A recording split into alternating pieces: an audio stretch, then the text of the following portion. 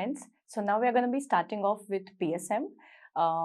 Here we expect a lot of questions, as you already know. So there will be around 20 to 25 questions in every exam that you appear for. How we're going to approach it is, in the first half, we'll talk about epidemiology and biostats, which is almost 30% of the subject, right? 30% of the questions will come from this part, and this is the trickier part, which you have to understand. You have to solve more questions, more numericals. Only then, you will get the hang of it and the confidence of it. So I have included a few questions while we discuss so that I can show you examples, but I would want you to practice a lot more. The rest of the 70% is going to be facts, right? Mostly facts. Will be talking about the different programs. Here updates become very important. So this is one subject where, a new program launched can also be asked. So you have to constantly be in touch with what updates have come up. So I'll also keep informing you, but I've tried to include everything, from this point till 2026, what has been, launched, what could be asked. So I have tried my best to compile new information as well, but just telling you here, updates are relevant, unlike any other subject, right? Then we'll be talking about the smaller chapters like nutrition. We'll be talking about vaccines in detail. That's super important. One thing that we have already covered in microbiology are TB and HIV infection. So I've included that, the vector-borne diseases. So all the infectious disease part of PSM, a huge chunk, we've already covered in micro. So that makes PSM a little more palatable, right? So that's what the background is. So let's start discussing. We are starting off with epidemiology and concept of health.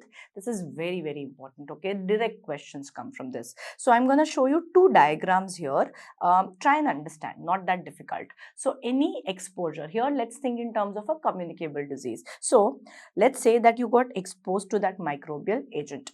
Before you have symptoms, you're going to have pathological changes in the body.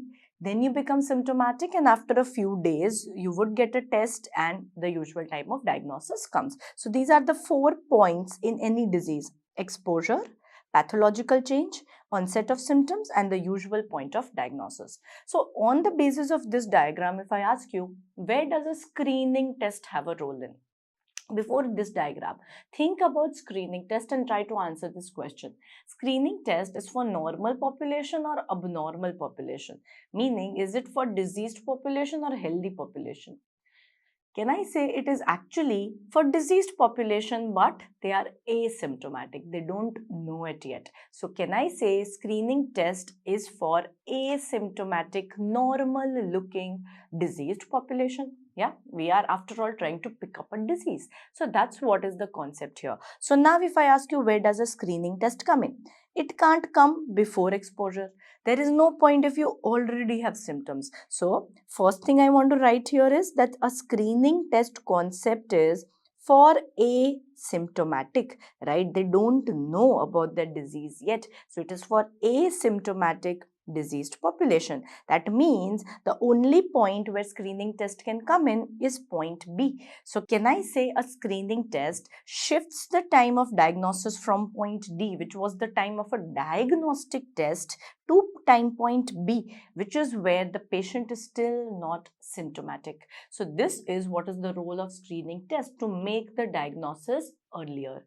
So this is what you need to understand, right? Now, there are two biases because of that. So you think screening test is a win, right? I detected it earlier and now the patient can be treated early on and that will have a better prognosis. Absolutely correct. But what bias it can have is what is called as a lead time bias. So now let's discuss what is lead time bias. This is usually relevant in mortality studies, right? So let's say we are studying screening of breast cancer by mammography and what benefit it has on the overall prognosis. So if I am detecting a breast cancer by mammography at stage B, otherwise the patient would have come to me at point D, right? So now I have actually gained those 6 months. Let's say 6 months early I detected it.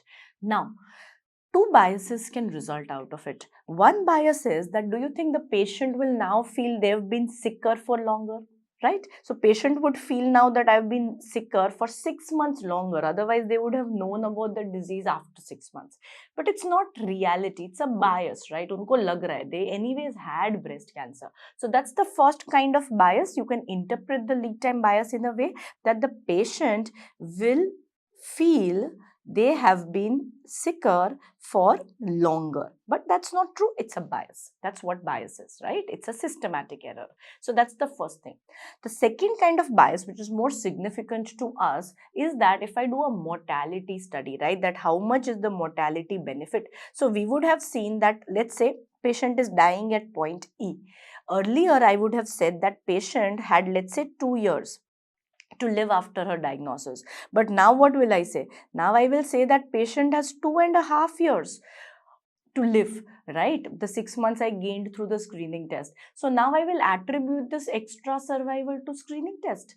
No, that's also a bias, right? So I cannot say that the screening test reduced the mortality. It is just you detected it by the 6 months extra. So this is what is the screening test lead time bias, right? Where we feel that the screening test has a mortality benefit, but it's actually the extra time that you have detected it earlier for. Okay, so that's what I'm trying to explain. So lead time bias, the question will come like this, that a screening test has been shown to increase the survival of a patient by this many months, but that's actually the extra time that you got to detect it, right? So that's the lead time bias. So we can never really know, so right now you will feel that then what's the point of screening anything if we are going to die anyways? So that's not true. Sometimes there really would be a mortality benefit because you will start treatment early, but there is an element of bias. So just need to know that we account for the increased survival, but that's the extra time that you got by diagnosing it earlier. Okay, so I hope you have understood the concept. So that is what is lead time bias. When you see this in the MCQ, they will try to explain the same thing, survival benefit, but that's the extra time. You will know we are talking about lead time bias, right? One of the options you will see particularly, in USMLE exams is length time bias. So what is the length time bias now? So length time bias, I want you to understand, is something different. In the length time bias, they are saying that which disease can I detect by screening? A aggressive one, which will multiply, let's say, in a week and become apparent, or slowly progressive. So it's common sense, right? Only slowly progressive diseases can be detected by screening. So the bias here is that we cannot apply it for all diseases. So that's the only thing. So slowly progressive diseases can be detected by screening, not aggressive diseases. So you can remember this is because of the length of the disease. So how not to confuse, everything that is important is lead time. Length time, just remember it's slowly progressive that can be detected. So only these words you will mark length time. So keep it simple, don't confuse yourself, right? So this is about the advantage of screening. So now let's have a look at this image. Okay, so here just trying to confuse you a little bit, but they can ask you this image because it is from the textbook, right? So the first thing is disease onset detection, means the exposure has happened, the pathological changes are happening. So we are somewhere at point B here. First possible point of diagnosis, maybe the patient becomes symptomatic now. So this is where we can start detecting. Okay, final critical diagnosis and usual time of diagnosis. So this is not with regards to the patient's symptoms. This is where the disease has started showing pathological changes. So this is what they are saying is the screening time. So screening time is the time when, let's say, even screening is able to detect a breast mass, right? It has to be big enough for it to be apparent on the mammogram, all right? So that is what is the first possible point. Final critical point is what? Critical diagnosis means that if you don't detected by this point, now the mortality or the overall prognosis will not change, right? So this time they are saying is the screening time where you can actually benefit the patient. But lead time is this overall time that between the first possible point and the usual point. What is any extra time? Whether it has mortality benefit or not, we don't know, right? So that's all in this image. You remember screening time is between the first time I can detect it on mammography and after which point there is not going to be a benefit, but lead time is a bigger concept. So here you just remember this figure. Concept you remember through this explanation, right? So that way you can solve all questions. Clear? So screening time, lead time is the extra time gained by screening it. So lead time bias, the survival benefit is attributed to that extra time. That's lead time bias. Only slowly progressive diseases can be detected. That's length time. So I think that's what we need to know from here. Then few more confusers now. Let's club them. So first are two kinds of cases. The first case that we see in the community versus the first observed case in the hospital. So vowels stick together. So the first patient who will report to the hospital or the healthcare is going to be index case. Vowels stick together. The very first case who developed that disease, primary case. So you can remember CP and you can remember vowels stick together. That's done. Next cluster here are the three time period definitions they ask. So let's say first Ram develops symptoms, after which Shyam develops symptoms. But the third girl, Ananya, reports to the hospital. So here Ananya becomes a vowel stick together, becomes the index case. Ram is primary case, Shyam developed next, he is secondary case. Okay, so the time between Ram and Shyam getting symptoms, so primary, secondary, these are numbers. So that's how you remember, this is serial numbers. So this is serial interval. Next time period, time between entry and symptoms, very easy. What is this? This is incubation. So for this you don't need any trick. This is incubation period, until exposure to symptoms. And then we have time between entry to maximum communicability. So now that I know two, the third is easy. This was asked just last year. This is the generation time, maximum communicability, right? So these are the three time intervals. Now let's discuss the next cluster, isolation and quarantine. So isolation, who do we isolate? We isolate the cases, right? Can I say isolation is for the diseased? But what am I doing it for? We are isolating the disease so that they cannot spread the infection to the others, right? It's not primarily for the treatment of that patient. It will also be used for treatment, yes, but the purpose of isolation is so that they don't spread the disease. For example, we isolate a diphtheria case so that they don't transmit it to the other population at risk, right? So in terms of levels of prevention, which I will teach you in a bit, what is the primary aim of isolation? Primary aim of isolation is that others who are at risk do not develop the disease. So this is what is called as primary level of prevention. So if they ask you here, it's given differently in different notes, right? So I want you to be careful. Choose primary more than secondary here, right? I told you the logic, because the aim is not to treat. Aim is to not spread it to the others. Similarly, what is quarantine? Who do we quarantine? Can I say quarantine are for people who have been exposed to the infection but still do not have the disease? So can I say it is for exposed but not diseased, right? So how long should we quarantine somebody for? Mean incubation period, generation time, maximum incubation period, what do you think? So that obviously has to be, this is a repeat question, for the maximum incubation period. Let's say the maximum incubation period of COVID was 14 days. We will quarantine for 14 days, right? We will not quarantine for mean incubation. Let's say you quarantine for 10 days, which was mean incubation period, and the patient starts to have symptoms in the next 4 days. So then that entire exercise failed, right? So that's why it has to be maximum incubation period till which you will quarantine. If in that time patient does not develop symptoms, they are not diseased. They are not going to be developing symptoms. So that's the rationale. The quarantine period of yellow fever has been asked in the past. It's 6 days. So that also tells you that the maximum incubation period of yellow fever must be 6 days, right? So with this, we cover a lot of ground as far as confusing terms are concerned. Now, just simple stuff. Look at these images, identify them. So this was the simplest diagram, which is the epidemiological triad. Okay, so this is epidemiological triad. They said for any infection to occur, there has to be an agent, there has to be a host, and there has to be suitable environment. All right, simple. Then they said, oh, we forgot one thing, time. Time is relevant. So they called it, now triad was taken. So they said, all right, it's a bigger triangle. So triad, small word, 3 components. Triangle, bigger word, 4 components. So that's how we will not mix. So this is what is epidemiological triangle.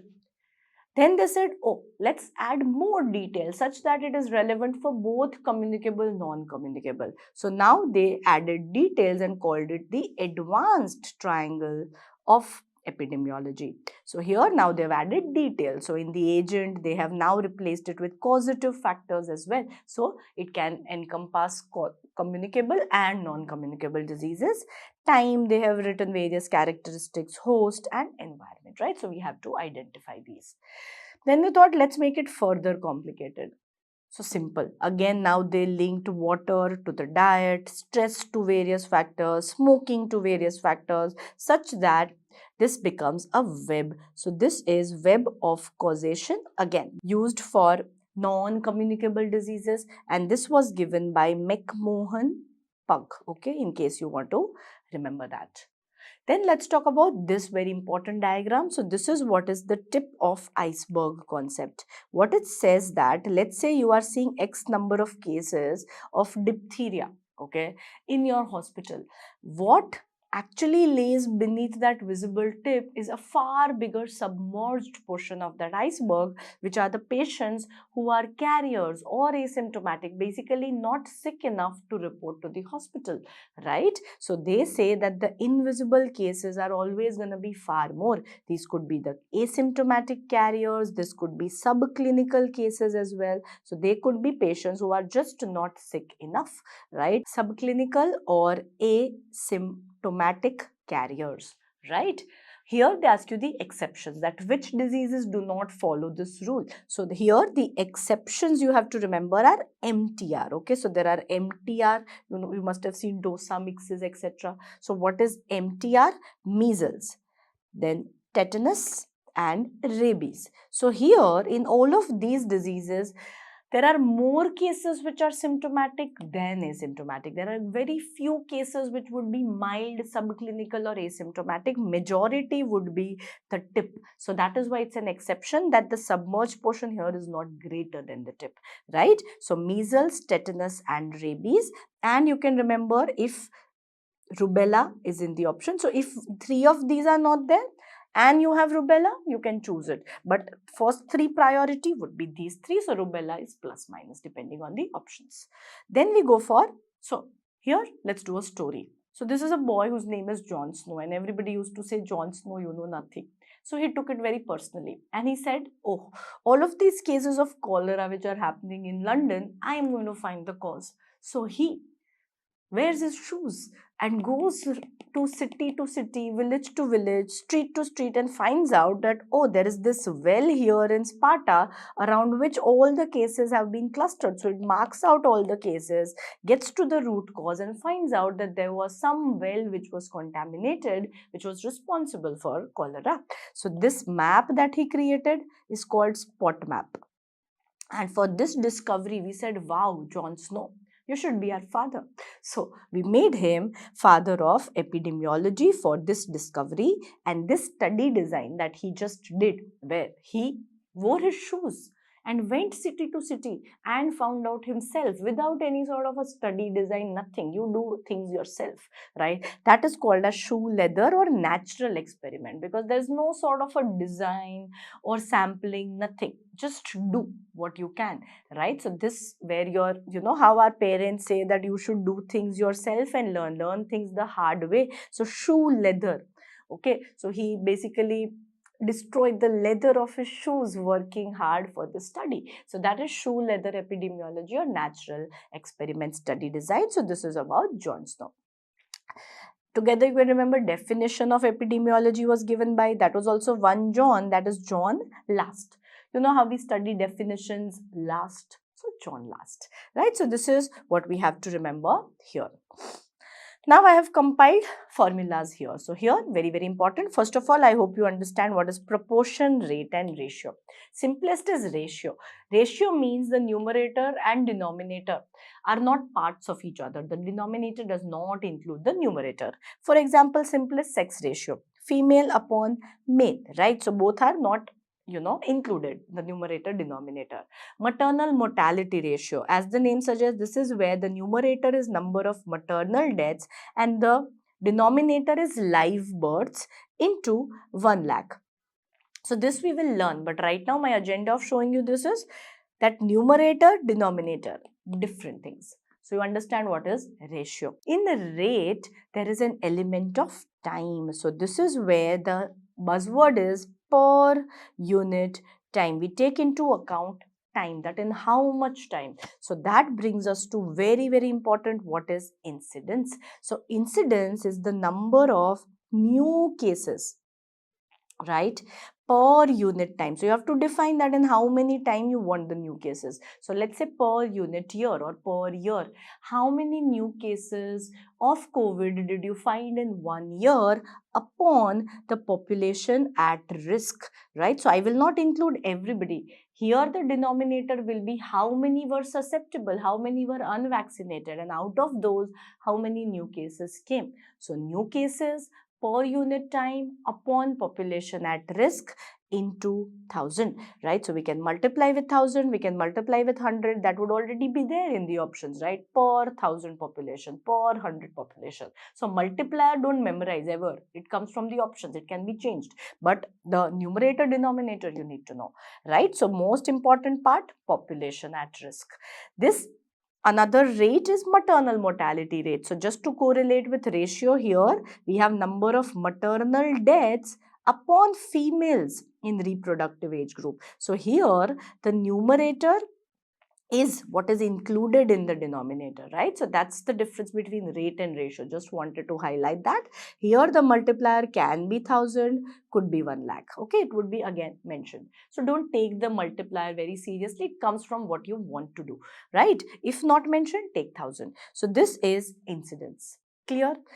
Then contrast this with proportion. So proportion simply put is percentage, right? So what is prevalence? That would tell you prevalence is the classic example of proportion. So prevalence is how many total cases of COVID you have, not just new cases, new and old. How many total cases of COVID upon total population? Again, no population at risk, nothing. How many cases upon total population into 100? So that becomes percentage, that 50% patients have COVID, past or old, whatever, right? So that is what I want to remember here. Then for infectious diseases per se, we have these two formulae, attack rate and secondary attack rate. So these are better classified as proportion. That's how most textbooks give it. So I've given it here. So attack rate and secondary attack rate are proportions. So they are used for infectious diseases. Let's talk about it. So what is attack rate? Attack rate is how many new cases you have upon population at risk into 100. What does this remind you of? Incidence, right? So this is just like incidence, but then there's no unit time, the multiplier is 100. Okay, so this is where you remember attack rate, matlab how many new cases of this infection upon how many were susceptible into 100. Right? Then what is secondary attack rate? This is more relevant because now I want to see what is the communicability. So secondary attack rate ka purpose hai to see how many people can one person give to. So this definition is very tricky, very important. Okay, so understand it. So here they say how many new cases developed in one incubation period.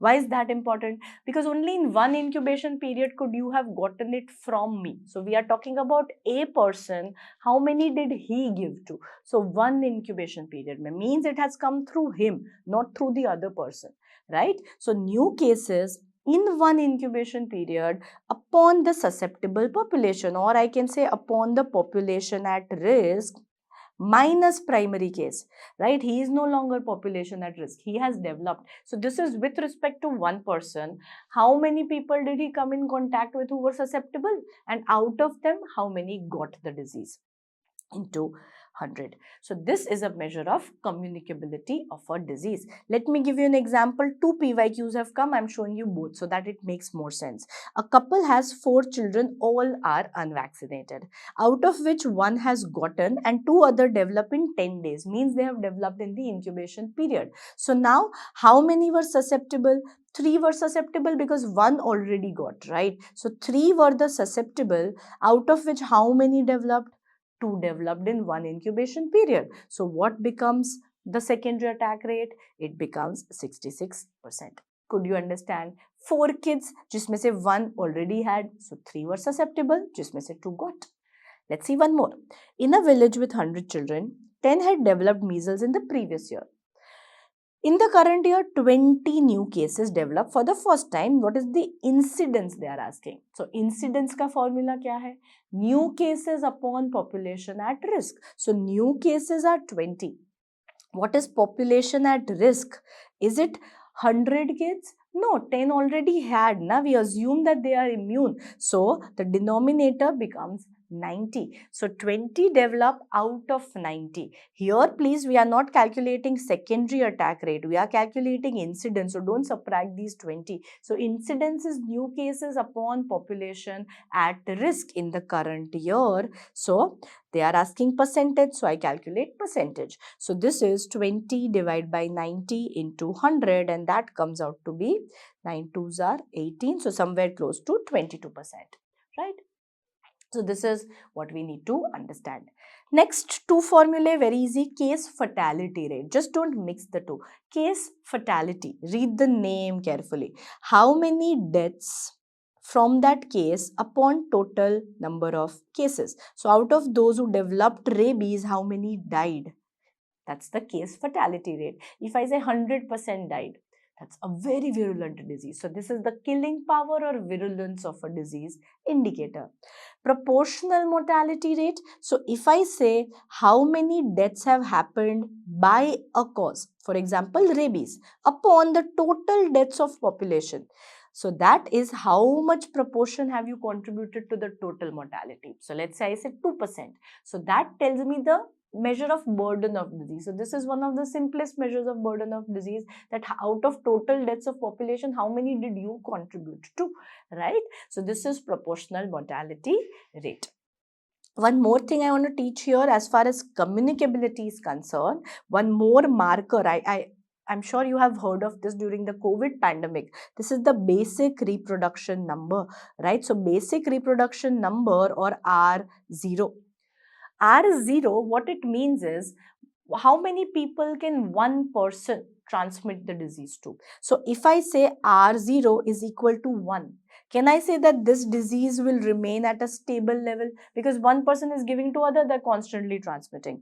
If this is more than 1, this disease will increase very high, right? So it's going to increase to very high numbers, because now I'm giving, one person is giving, it's going to be an exponential rise. But if it is less than 1, the levels are going to decline. The levels are soon going to decline, because one person is not giving. The level is not being maintained. So that's what is R0, basic reproduction number, and its interpretation. So that's also a measure of communicability, so that you can choose from the options. So now let's understand the relationship between prevalence, incidence. So remember PID. Yes, PID from gynae. Prevalence is equal to incidence into duration. So prevalence was total cases, incidence was new case, and D is duration. So can I say longer the disease, more the prevalence, more the new cases, more the prevalence. So with this, they can ask you various scenarios. So just use this and answer. So if they say there is an intervention which is increasing survival, what will change? So if survival is increased, can I say duration is increased? So incidence does not change, prevalence increases, PID. Increased mortality, so duration decreases, so incidence remains same, but now the prevalence decreases. Same with faster recovery, either ways the duration of the disease is decreased. So again, what will change? Prevalence. If you vaccinate, now do you agree we are vaccinating so that incidence decreases? The moment incidence decreases, again prevalence decreases. Primordial prevention, you are not allowing risk factor to come. So again, what are you aiming? The incidence goes down, and hence the prevalence decreases. Now, what if they say there is more diagnostic screening? Means now you are detecting people more, right? More disease you are able to identify. So the incidence will increase. But can I say it's an apparent increase in incidence, right? Actually, they had the disease, but you are detecting it more now, and hence the prevalence obviously increases. Then, just to correlate in a different paradigm, how do prevalence incidence relate in chronic diseases? So can I say for chronic diseases, the prevalence will be more than incidence because the duration is longer. But for acute, because the duration is not that long, whatever is the new case is going to be the actual total case. So prevalence is equivalent to incidence. So this is how acute and chronic diseases will relate. Here both of them are going to be equal. New cases, those are the number of cases who are affected at that time. Alright, so this is what you have to understand here. So at this point, I just want to clarify one thing. In prevalence, I gave an example of COVID. That was not a very great example. Here, it should be a non-communicable disease, right? So when I say prevalence is total cases, what I actually mean is, let's say somebody has hypertension. So past hypertension as well as new hypertension, all cases of hypertension will be counted, right? So this is not applicable to infectious disease, but I'm just trying to tell the concept, right? So now look at direct and indirect standardization. So direct standardization is when you have 8 specific death rates available. Indirect standardization is done if it's not available. So we are just accounting for the lack of these mortality rates. So just remember this one point. Now we go on to health indices, okay? So health indices, you get direct questions. The best indicator of development of a population, this is what is used very commonly to compare countries' development, is HDI. So how to remember 3 things which contribute? What do you need for development?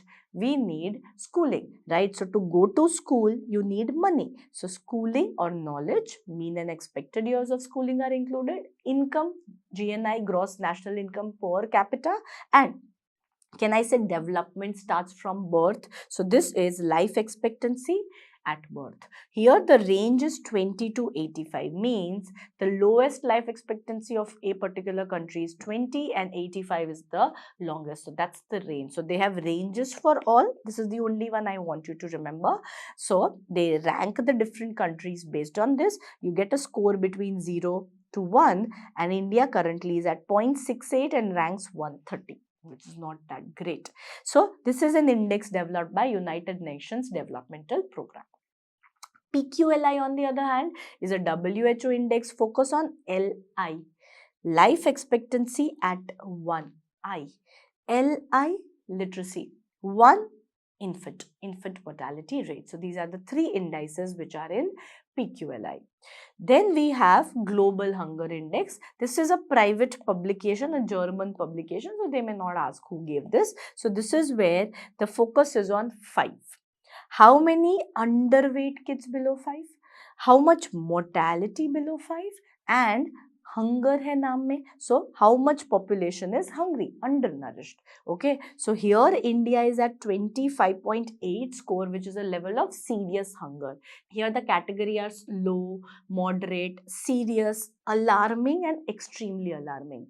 So we are at the 3rd position. So this is serious hunger, right? So this is something that you need to know. They invariably ask you what are the parameters which are included. Then I want to tell you a few more health indices, super important. So what is DALY? So DALY is disability adjusted life years. So DALY and QALY are 2 indices which are absolute numbers. So DALY is disability adjusted life years, meaning how many years of lives were lost to disability and how many years were lost because of premature death. So total years lived in disability plus total years of premature death, the lives lost, are what are counted as DALY. If I say a disease has high DALY, I'm saying that disease causes a lot of disability or a lot of premature death, the higher the burden of that disease. So higher the DALY, higher is the burden of disease. So if they ask you what is the best marker of burden of disease, it is DALY. If they ask you simplest measure of burden, that is your proportional mortality rate. Okay, so DALY is always a better answer. Here, can I say it's a negative outcome indicator? More the DALY, worse it is. On the other hand, what is QALY? Quality adjusted life years. So this is where I am measuring how many years of perfect health can I add to a population. This is always used to measure the cost effectiveness of an intervention. This is a repeat question. So anytime you read the word that there is an intervention that is being done and I want to measure, how much it will help the population in a non-monetary terms, that's called cost effectiveness. So let's say I launch a new TB program and I have to tell the government that government, if you launch this, I'm going to add 5 qualities to the population's life, right? 5 years of quality life we will be adding. So this intervention is worth it, right? So this is what it's used to measure, and they had asked a unit of cost effectiveness. Uske naam mein hai CE. So this is ICER, right? So this is also a repeat question, which is quali, right? Then two terms which I don't want you to mix here. One is health adjusted life expectancy. So now we are not talking in absolute terms. We are talking about life expectancy. So let's say I tell Indians life expectancy is 70 years. But out of that, let's say 10 years, last 10 years of one's life are just spending bedridden. So that's not a good life to have. So if you ask me, ma'am, what is the life expectancy that one on an average spends in perfect health? So then I'll tell you the Hale figure, that this is the life that is perfect health, free of any disease and disability. That's important. So how many years is one population expected to live free of disease as well as disability? So then I'll say, okay, 50 years in perfect health on an average. So that is Hale. What is DFLE? So that's a sub part of the same. So disability free. So here I'm not saying disease and disability. Here I'm just saying disease you may have, but you do not have any disability caused by that disease. So disability free life expectancy. So the only difference between these two is here you are accounting for disease also. In Sullivan's index or DFLE, you are only accounting for the disability caused by any disease. So disability free life expectancy, right? So this is about these values. So just for your better understanding, look at this question. It's a great question which will help you apply what is DALI and QALY. So there's this male who's diagnosed with oral cancer at 40 years of age. The average life expectancy in the country where he resides is 70. So he could have lived till 70 years. Once diagnosed with cancer, he dies at 50 years. So he has lost how many years? 20 years. Then they are saying, had he taken an intervention, he would have survived till 60. Let's wait for that. So first of all, what was DALI? Years lived in disability plus years lost due to premature death. So can I say 20 years of his life, this is when he died, 20 years he lost due to premature death, otherwise he would have lived till 70. And 10 years he spent in disability caused by that diagnosis, isn't it? So he was diagnosed at 40 and 40 to 50 he spent, living with his cancer, which is disability. So 30 years is his DALI. So two options I can rule out. Now they are asking what is the QALY. QALY is in terms of an intervention. Had there been an intervention, he would have survived till 60 years. Means how many years of life could we add? So QALY is how many additional years could he have lived? So he would have lived 50 to 60. हम 60 तक उसको रख पाते. So instead of 50 now we would have prolonged for 60. So 10 QALYs could have been added, right? So QALY here is 10. So this is what is a way in which they can ask you DALI and QALY. So I'm just trying to sensitize you through these questions. Obviously we'll be having Q bank that you will do and you will practice more. So now let's discuss the time distribution of disease, okay? So here we divide it into short-term fluctuation, long-term periodic. Epidemiology is the study of diseases, right? The time, person, place, everything. So here let's discuss time. So short-term fluctuation, it essentially means epidemics, right? So epidemics are diseases which increase to a level which is more than mean plus 2 standard deviation. So there is a acute rise in the level of the disease. That's what is epidemic. If the same thing happens at a global level, that is a pandemic. So it's a much large scale, global scale pe, like we also COVID pandemic, right? So global scale pe jo ho raha hai, epidemic, that is a pandemic. So this is a short term fluctuation. Just so that you understand the difference, two more terms here. Endemic. So endemic is a constant level is being maintained. So you are mean plus minus 2 standard deviation at all times. So the disease level is constant. So there is a constant presence of a disease, and the other term is sporadic. So sporadic is where there's some acute rise in the cases, but not enough to be called an epidemic. So sporadic, sometimes there, sometimes not there, right? So just so that you learn these terms. Long-term fluctuation usually would be in context of non-communicable diseases. Like we are seeing cancer, slowly decadal growth, is coming at a very large level. So long-term fluctuation, this is also called as secular trend of a disease. And periodic fluctuation. Now this could be seasonal distribution, like we see rainy season, vector-borne diseases come, winters, flu cases come. So that's seasonal. You all know that. Cyclical. So cyclical spread in measles, they say, happens every 2 to 3 yearly. In rubella, you see a cyclical increase in cases every 6 to 8 yearly. So it comes and goes in cycles, right? So these are the trends. Now let's discuss epidemics. So this is an image which they love to ask. So what are the different types of epidemics? I'll give you one example. So let's say 4 of you guys went for dinner after this class is over, right? And all of you shared a bowl of soup. But that soup had Bacillus cereus. So now all of you are going to get vomiting in the same incubation period. What was the source? It was a point source, one soup. All of you developed from that soup only, means the rise is going to be one peak only in one incubation period. So can I say it was point source, single exposure? Yes. Let's give one more example. Let's say you go to a restaurant where there's a carrier of typhoid Mary. Now, can I say again, the source is point source, typhoid Mary.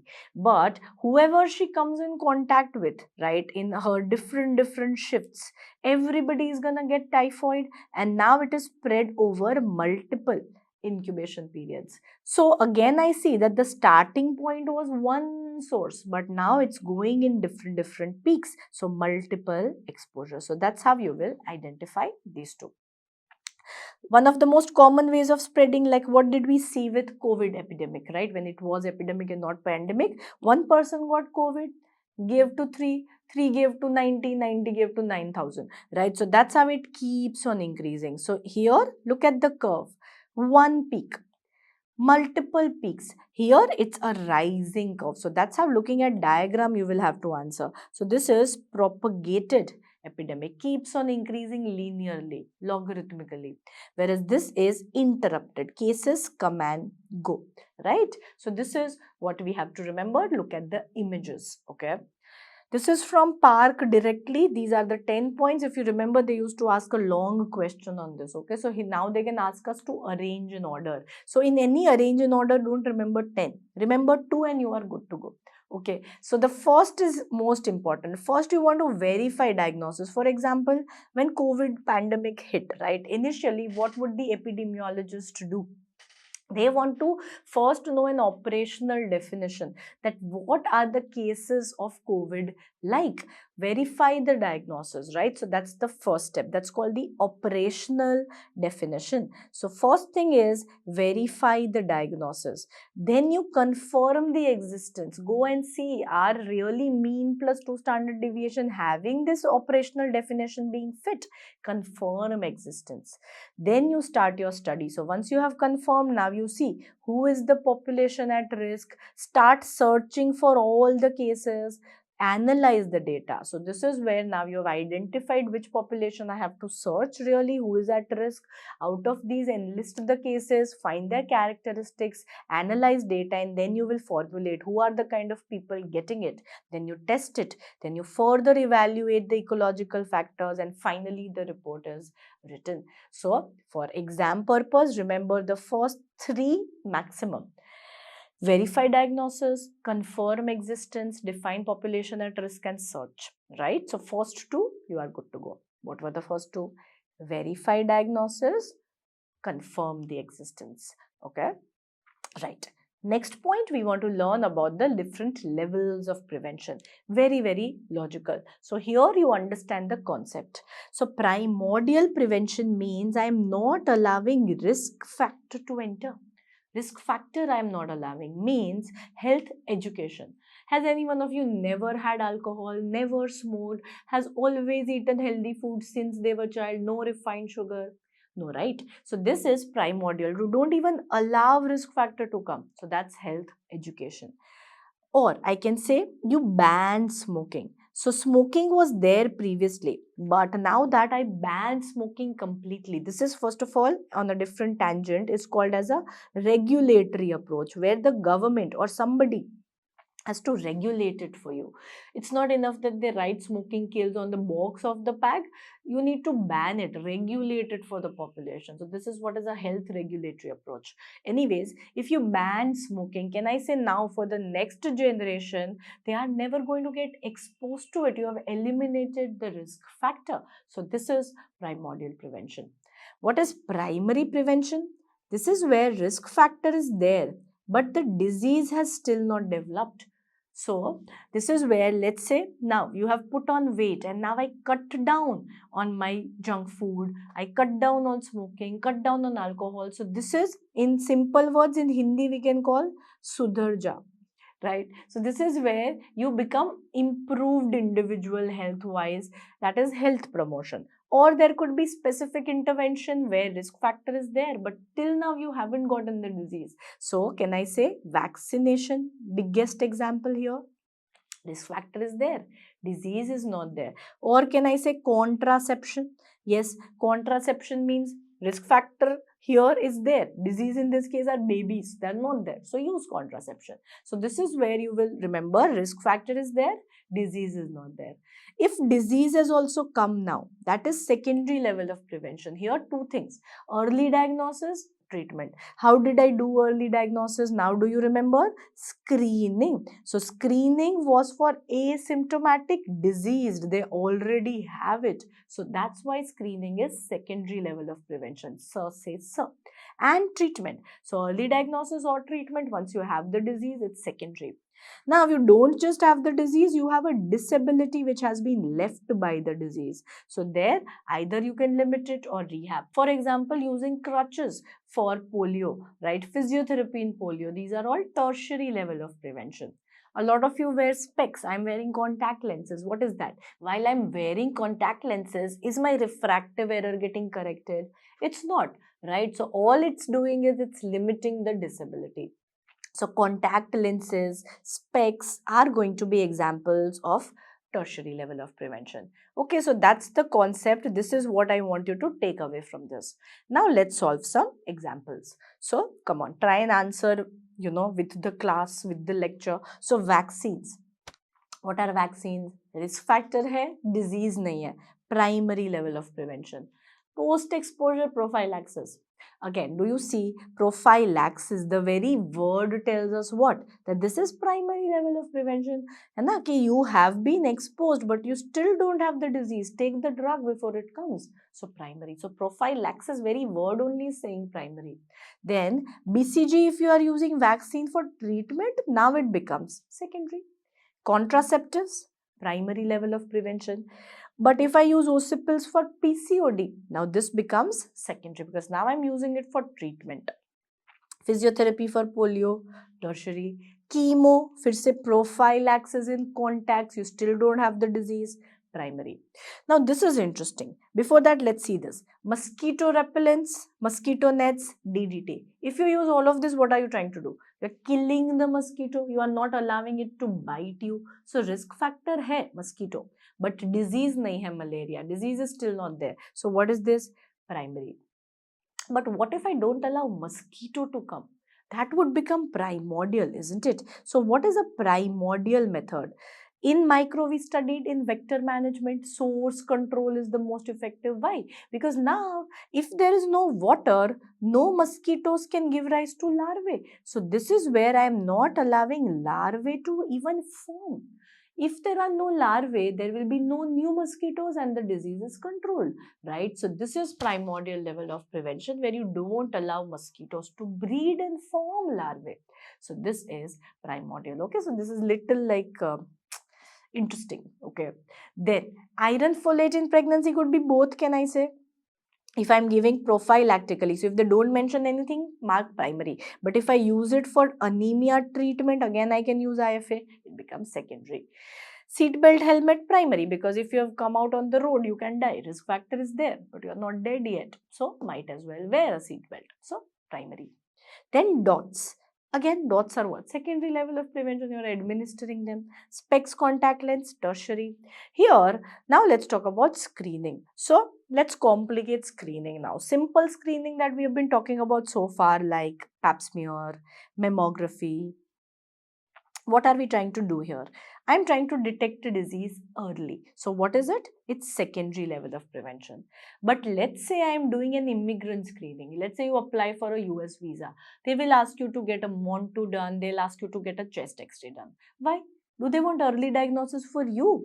No, they don't want your TB to come to US, isn't it? So they are doing your screening for other population. So you will remember prospective screening. Oh, this is for others' benefit. So this screening is not for early detection. This screening is being done so that those who have risk factor but still don't have the disease don't get it. So this becomes primary prevention, isn't it? Let's say I check the donated blood for HIV. Am I trying to detect your HIV if you have donated blood? No, I am trying to prevent that HIV from entering into the next person. So this is primary prevention. Risk factor hai, but they don't have the disease yet. That's why you are screening others. Okay, so I hope these words make sense. So O is others, that is primary. So what are other examples? Checking HIV during antenatal scan. So that's again, here I'm concerned about baby getting HIV. So if mother can be detected in pregnancy, we can prevent baby from getting.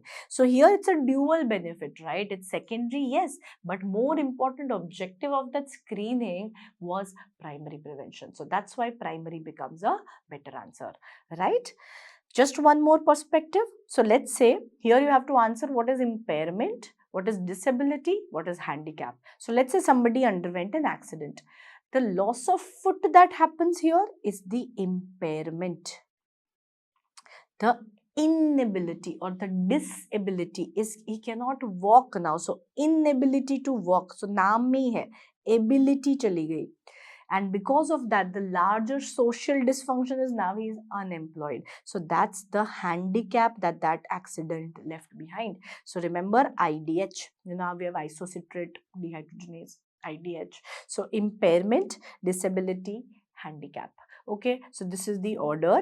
Ability से disability पता चल जाएगा. So this is what we have to remember. So now let's discuss the types of epidemiological studies. So here first, let's have an overview, right? So we divide them into three types. First is descriptive. So in descriptive, the main aim is to formulate a hypothesis, right? So here the idea is we formulate a hypothesis. So I'll give you an example. Let's say that you have come to an offline class and you see that two people have been hanging around way too closely for the last few days, all right, and you form a hypothesis in your head that something is going on.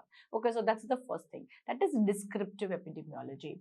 Now, you will tell your friend that this is what I've observed, right? So they are like, no, you keep doing this. You have to now test that hypothesis. So now you have to do an analytical study. So analytical study is for testing hypothesis. So now what do you have to do in analytical study? You have to do a cohort study here, right? So now what is cohort? Prospective cohort. You keep seeing them. So now for the next 2 days, it is your life's mission to follow them, right? So you follow them from morning to night. So you observe, oh, they're coming together to the class. They're having lunch together. They're having coffee together. They're going back together. So now your hypothesis is tested that, okay, I've tested it over time and it is valid. But now, before you publish this, the final straw is confirm your hypothesis. So now how do we confirm hypothesis? This is where you have to now experiment. So far, can I say these two you were just observing. First you saw once, then you saw again and again. So that is observational, right? So these two can also be clubbed under observational studies. Experimental study is where we are now intervening, right? So here now what do you conduct? So you take one girl, you take one random boy, and what you do is you do a crossover trial. Okay, so you send this independent boy to that particular girl of interest and a girl to the boy of interest, and you tell them that, oh, I am very interested in you. Can you please hang out with me? And if they say that no, I am committed to somebody else, that's your hypothesis proven, right? So these are the three stages: descriptive, analytical, experimental. Broadly, can I divide them into observational studies and experimental studies? Yes. So formulate, test, confirm hypothesis. So now let's go further into observational studies.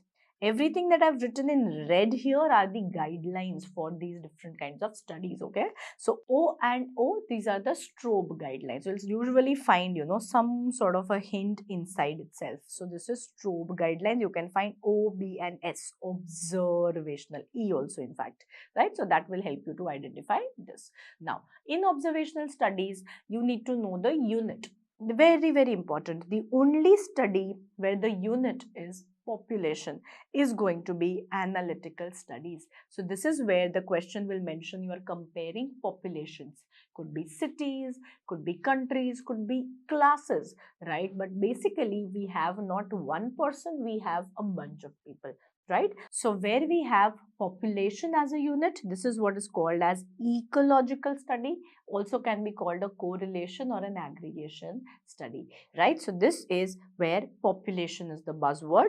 With this comes a problem, which is an ecological fallacy. So what is the ecological fallacy? So let's say I do a study between how much chicken consumption is there in India versus US. Okay, so I say that in India per capita around 1 chicken leg is consumed every day. But in the US, 5 chicken legs are consumed per capita. So I've compared populations. But the problem is, let's say in India there's one pure vegetarian. He will be offended by this result. He's saying one per day. I've never touched chicken in my life, right? So the fallacy here is that you cannot generalize the result of the population to each and every member of the community, isn't it? So this is what is the ecological fallacy. So I hope you have understood what that means. Apart from that, the data that you use here is called as secondary data. I'm not using primary data generated from each element. It's the overall data. So this is called secondary data, right? So this is ecological study. Only question, population. Okay, then individual as a unit. Now, as we saw, it can either be describing, formulating hypothesis. So case report is the simplest, where you just write an interesting case. You've never been reported before, you write the findings. If you see bunch of similar findings in 5 different patients, you write those series. Here you are not doing any analysis. All you are doing is describing that this was the case, this was the age, this is the background, these were the risk factors, and just describing.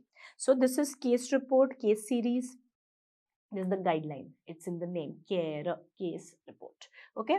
Then comes the most important part, analytical. So here, very, very important, what are the 3 types? First one, cross section. Let's say at this point, let's say we are in a classroom. I measure everybody's blood pressure and I say that the prevalence of hypertension is 0.5%. 5 people out of 1,000 had hypertension. So can I say it's a snapshot? I'm not doing any before, after, what risk, nothing. I am just seeing how many have hypertension. So this is what is called as a snapshot study. This is where I get prevalence, and this is what is also called as cross-sectional study.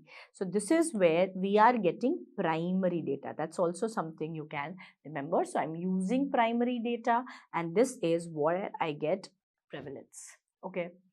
Now, case control versus cohort. Very favorite question. They will confuse you, but we will not get confused, because the only point you will remember here is, what are you starting with? What are you starting with?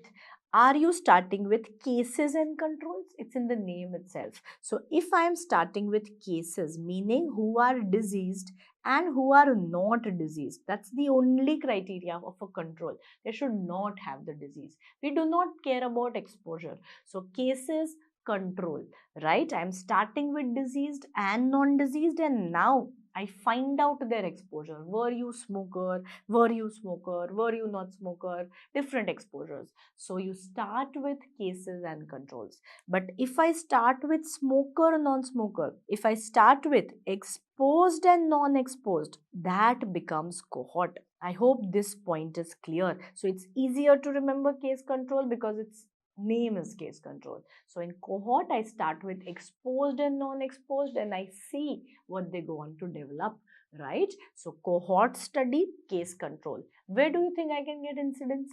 Obviously cohort, right? Because new cases was the buzzword. When can I find new cases? Obviously in cohort.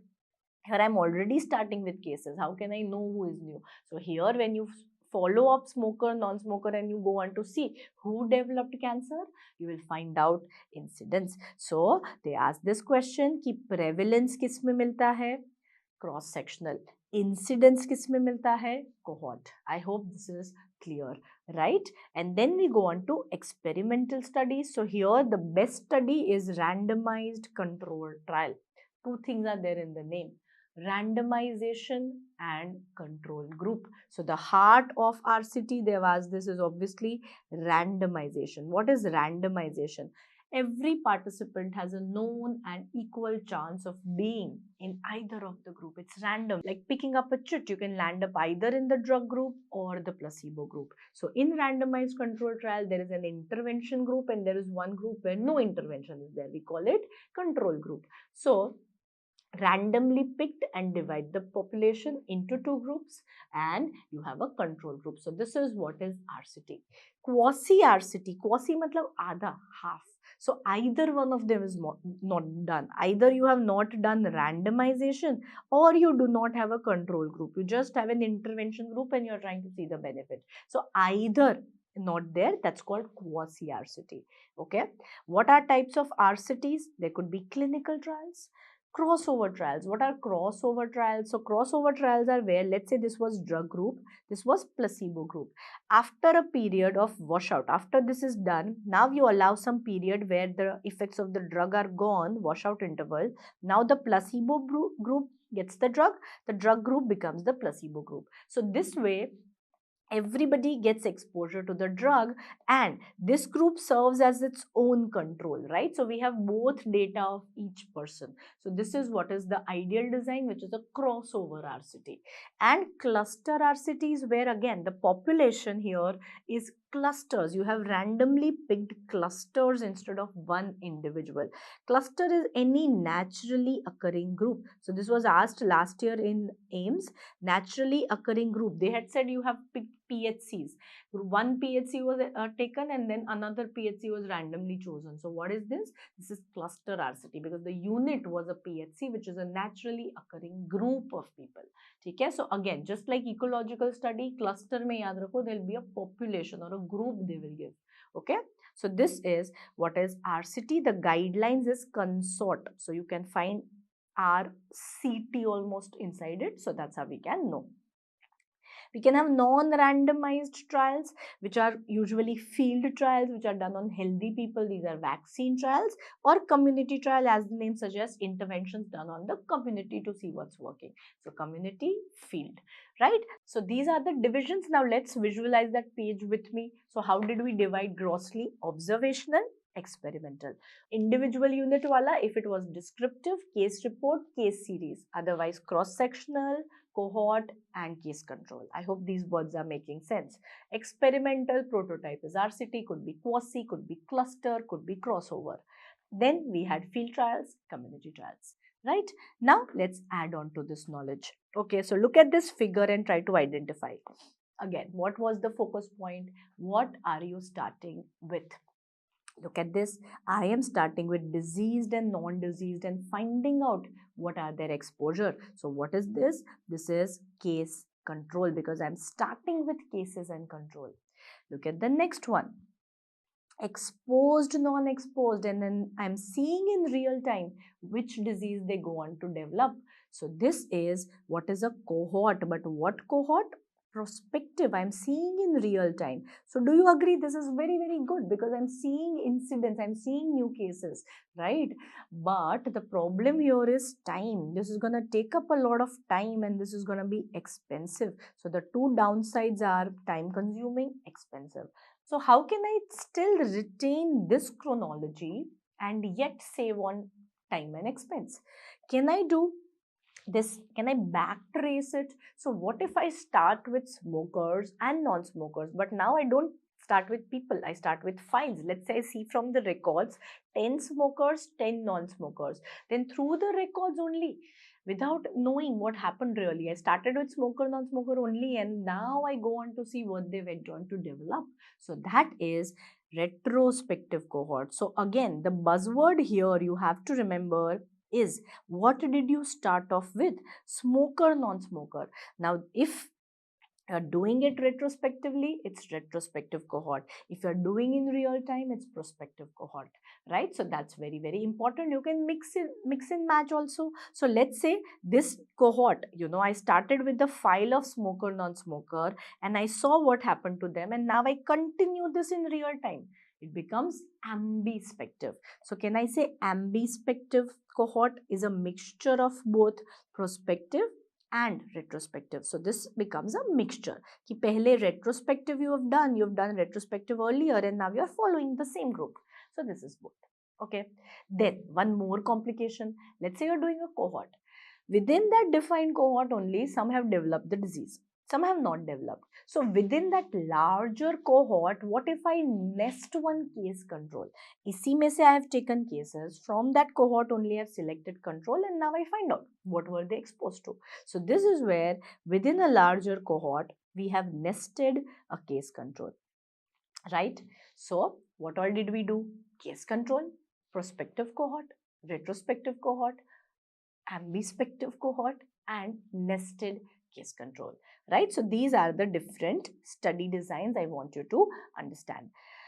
Now let's try and identify. Okay, so let's consolidate. So I'm giving you examples. If I am collecting data to assess the young men with Kaposi sarcoma, what am I doing? Am I doing any analysis, or am I just describing these men with Kaposi sarcoma and what are their risk factors? So this is what is a descriptive study. What will I call it? Case series, because men, agar one man hota, case report.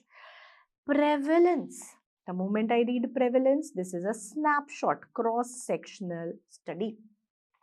Measuring levels of air pollution and cancer rates in two cities. Cities compare kar rahe hain.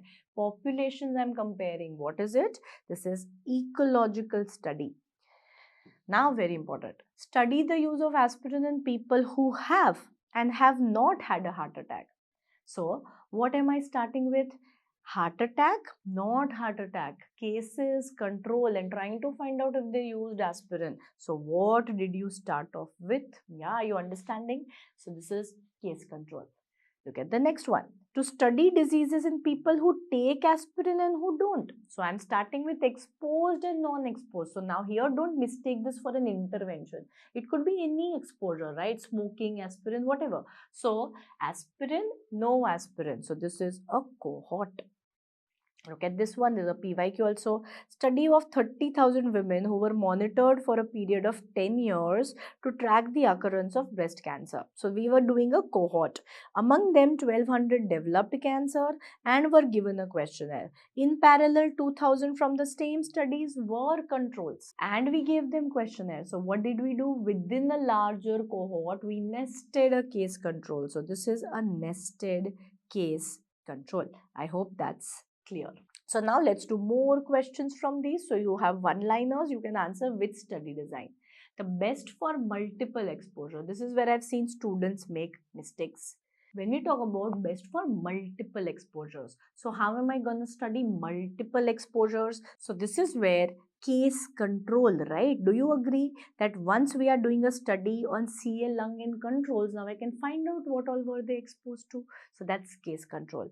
Best for multiple outcomes. Let's say I'm starting with smoker. In a cohort, I can find out 10 different things that they can develop, right? So multiple outcomes can be detected in cohort, because in case control, you've already defined your outcome. So initially looks tough, but if you put a thought to it, not that tough. Best to assess natural history of disease, again cohort, right? Because you are seeing in real time. Best for temporality, again cohort, you are seeing in real time. What do I mean by temporality? That the risk factor should precede the disease. Do you agree? In case control, that's a major flaw, that I am starting with CA lung and I'm asking, were you a smoker? How do you know? He started smoking on the same day as his diagnosis, right? So in cohort, that temporality is always maintained because I saw he started with smoking and then went on to develop CA lung. And that brings us to the Hill's criteria, where we will study that temporality is the most important criteria to establish causation. Okay, so this is what I want to establish, that the risk factor should have preceded, because that's the whole basis, right? So that is given to us in a cohort. Best for rare disease obviously is case control, because imagine you did a cohort for 20 years. Nobody got the disease because it was so rare. So you don't want to do that. Best for rare investigation. So this is nested case control. Here you can just remember this, because you know you are already doing a cohort.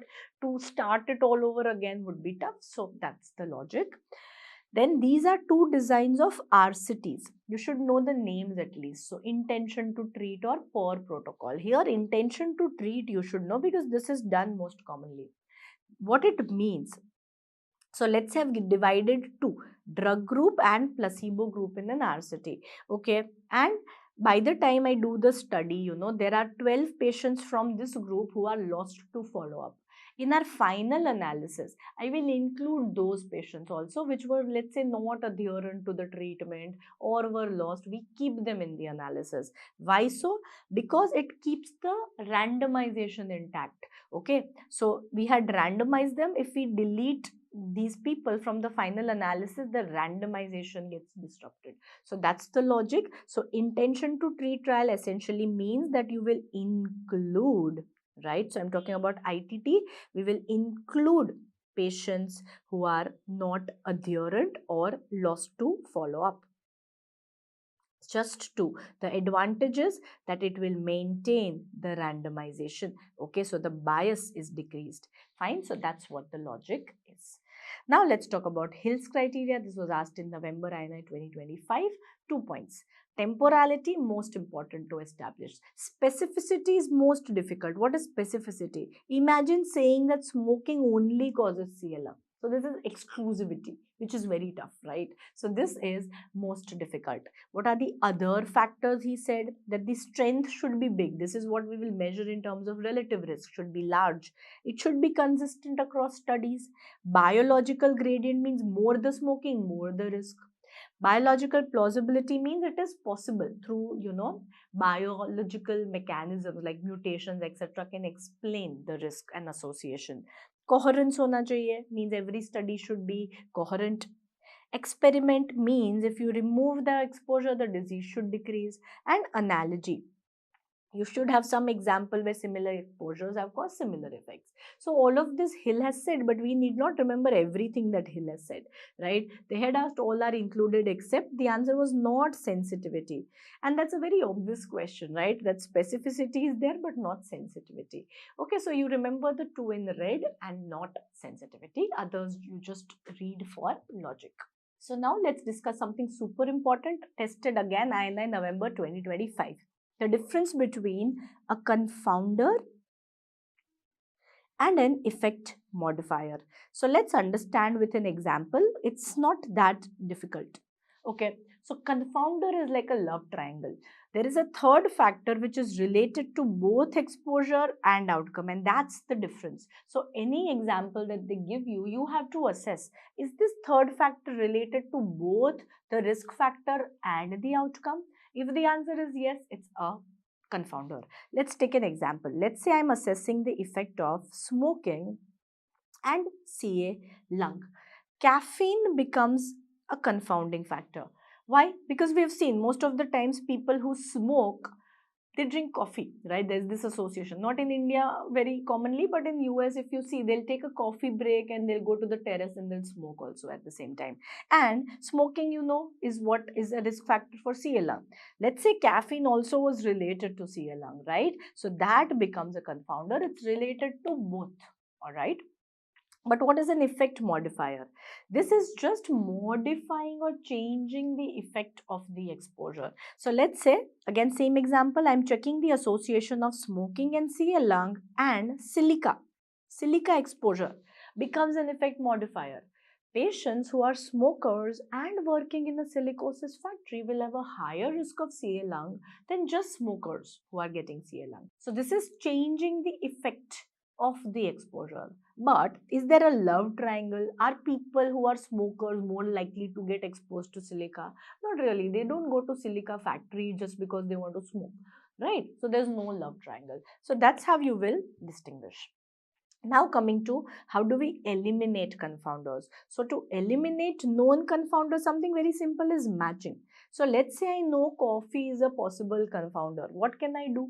I can match in both the groups, right? So when I'm analyzing, I can keep all the coffee drinkers, either exclude all of them or keep them equally in both groups. So that gets eliminated, right? But what if there are many such confounders which we don't know anything about? Known plus unknown. So for that, randomization works. You never knew who was coffee drinker and which group they landed up in. Restriction of coffee drinkers, stratify them. What is best? When I can do two of these, right? So don't you think two is better than one in terms of this? So this is stratified randomization, which is the best for all confounders, but for known confounder matching, and that's what they have tested many times. One more is multivariate analysis or statistical modeling. So you should know these names, okay? Then what is blinding? So blinding is done to reduce bias, right? So blinding, B for B, is to reduce the bias. What is single blinding? So let's consider our cities, okay? So if a patient knows that they are in the drug group or they are in the control group, that might just affect the results because of something called as placebo effect. If you tell somebody, for example, a child, you give them one sugar tablet, they will feel, oh, I've taken medicine, I'm starting to feel better. So that is what can happen. So single blinding is patient doesn't know which group we are in. Double blinding is not just patient, doctor also doesn't know, because even doctor knowing, who is in drug group can influence the result, because they would want to, they would feel that, all right, the result must be better here. Triple blinding is patient, doctor, and the data analyst or the researcher. They also don't know. So everybody is blinded. So obviously this is the best because there's no element of bias from any quarter. But not commonly done. Most commonly it's double blinded. So patient and doctor not knowing is enough, right? So you would have read these terms: double blinded, intention to treat, randomized controlled trial. Now what of these terms make sense? Yeah, so this is what is important. So once they had asked what are the steps of RCT, so obviously first I will randomize, right? Without randomization, how can I do blinding? First there has to be something to be blinded about, right? So first randomization, then blinding, they'd ask these steps, then you will do analysis, right? So intervention followed by the analysis. Okay. Randomization, what it does, so this is where you give a known and equal chance of everybody getting selected, and it removes both bias and confounding. So that's what you want to remember, that blinding, bias, randomization, both. Let's talk about bias. We've been saying this word a lot of times. So this is a systematic error. It will alter your results, right? So what are the different kinds of biases? One is selection bias. This happens more in case control, right? More in case control, because what kind of cases and controls you are choosing will influence the result. So that's selection bias. Recall bias kisme hoga? Again, case control. Because imagine somebody has gotten CLM. Do you think he'll remember each and every cigarette he smoked in his life? Yes. But let's say somebody is a control. He may have smoked for a week, forgets about it. So recall bias, right? Who will remember everything? Case. So that's what happens in case control. Bergsonian bias is when your population is getting selected from hospitals. As doctors, if you do a study, are you going to go house to house and pick up a control population? No. So all of our study and control group would be Bergsonian bias, right? So how do you pick a control group in an hospital? So let's say I'm doing a study on CLM. So I'm going to take 10 CLM patients and 10 patients who do not have CLM, right? But can I say that they can't be true normal? Because if they're coming to hospital, there is some intrinsic component of bias that comes in, that something is wrong with them, right? They may not have CA lung. So that's what is Bergsonian bias, that when you pick your study group from the population, there is an element of bias already. Then we have attrition. Attrition means loss to follow up will happen in cohort, right? You're doing it for a long period of time. You may lose some population to attrition.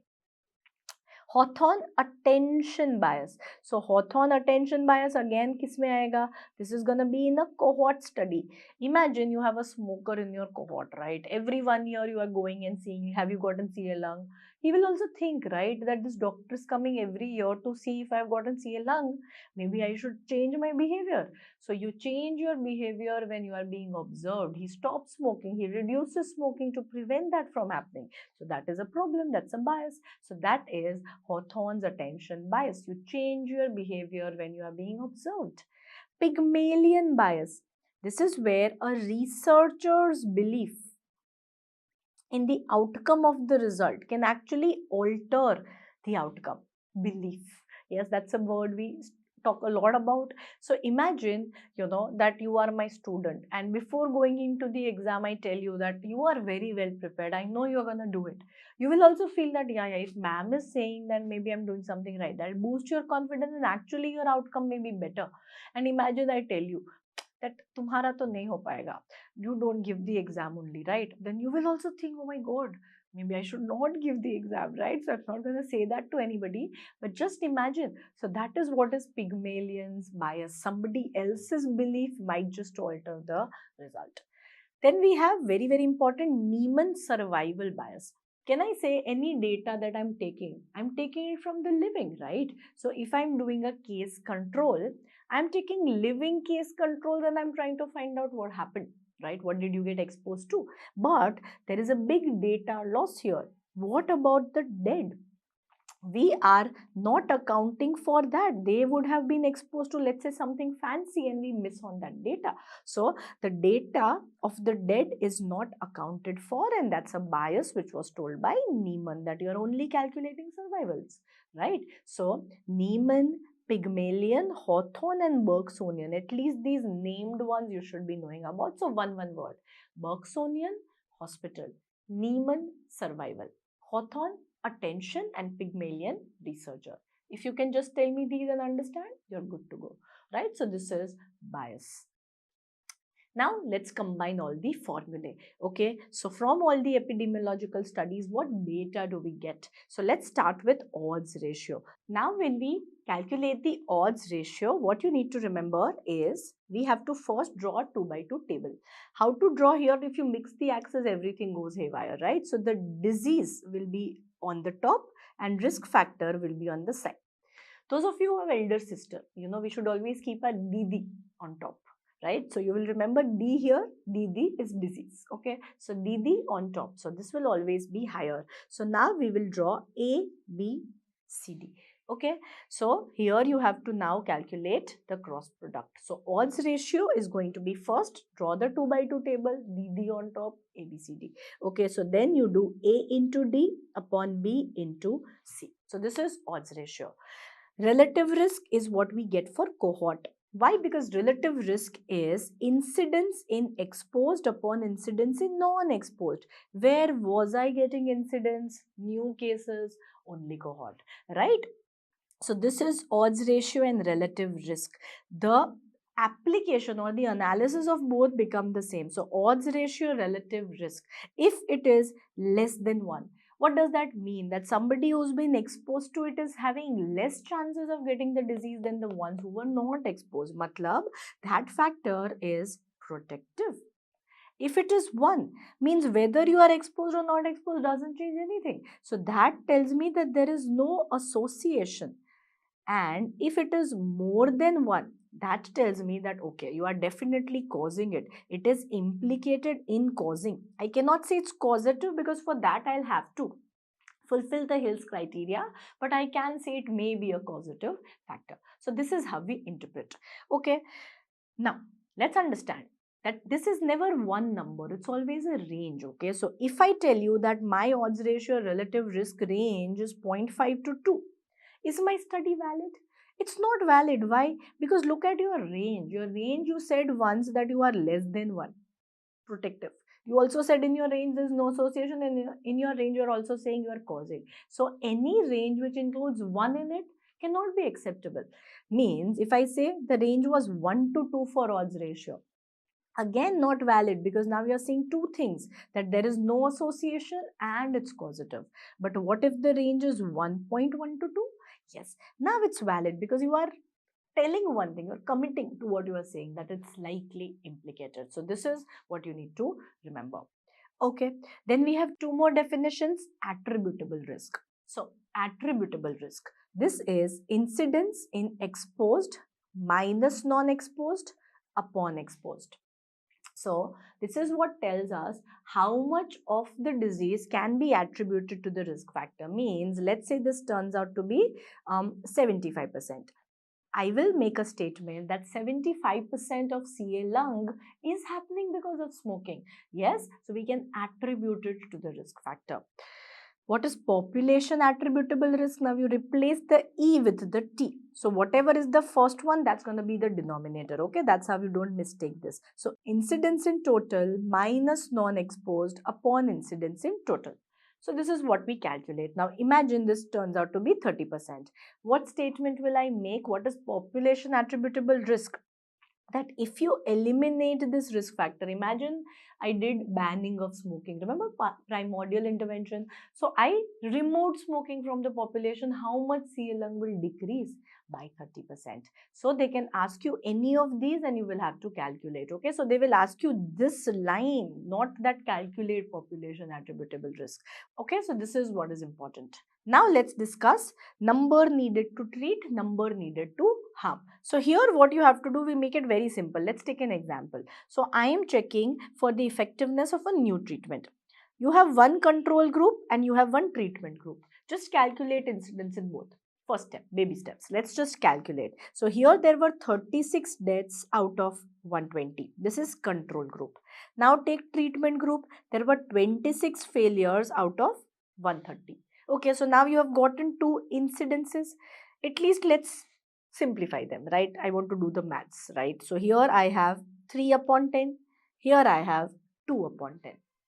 They are asking how many should be treated to avert a single death. So all you have to do is you've calculated two incidence ratios. Now you subtract. So answer becomes 1 out of 10 if I subtract the two. So the number needed to treat or number needed to harm is just inverse of this. So the answer becomes 10. So all you have to do is calculate two ratios, subtract the bigger from the smaller, invert it. Yeah, so this can be explained in a mathematically complex way, but actually it's very simple. It's just out there and you just subtract and you'll know the answer. So this is what is the experimental event rate, right? How much was the incidence in the exposed group? This is the control group event rate. How much was the incidence in control group? What we did by subtracting was ARR, absolute risk reduction, and number needed to treat is 1 upon it. So without knowing, we did the same, right? So that's all. Keep it simple. So this is how you solve number needed to treat questions. Next topic, very scoring, very important, screening, right? So in screening, again, the formulae will be asked. We have to calculate the 2 by 2 table. Who comes on top? DD, right? So disease is going to be on top, and now it's going to be test result here. Positive, negative, positive, negative. So let's first of all fill the box. Anybody who has disease and tests positive, can I say is true positive? Yeah. Anybody who has disease but test was negative, false negative. Let's call it C. Anybody who did not have the disease but tested you are positive is a false positive. Let's call it B. And anybody who doesn't have disease, test is also negative, is true negative. So far so good. Right. Now you just need to know which axis each formula is in. Okay. So sensitivity comes here. To fill the formula, always remember true people upar aayenge. True people will be on top, right? So A is on the top upon total. So whatever is there in that column, I add it up. So this is sensitivity. Can I say C is false negative? So sensitivity is inversely proportional to false negative. Can I say that? Yes. So N and N go together. Higher the sensitivity, lower is the false negative rate. Let's make all the formulae. Specificity, kya hoga formula? Try and make for yourself. True on top and B plus D. So can I say SP is inversely proportional to B, that is false positive, P and P. This is where we have positive predictive value. What does that mean? What is the likelihood that you actually have the disease if your test is positive?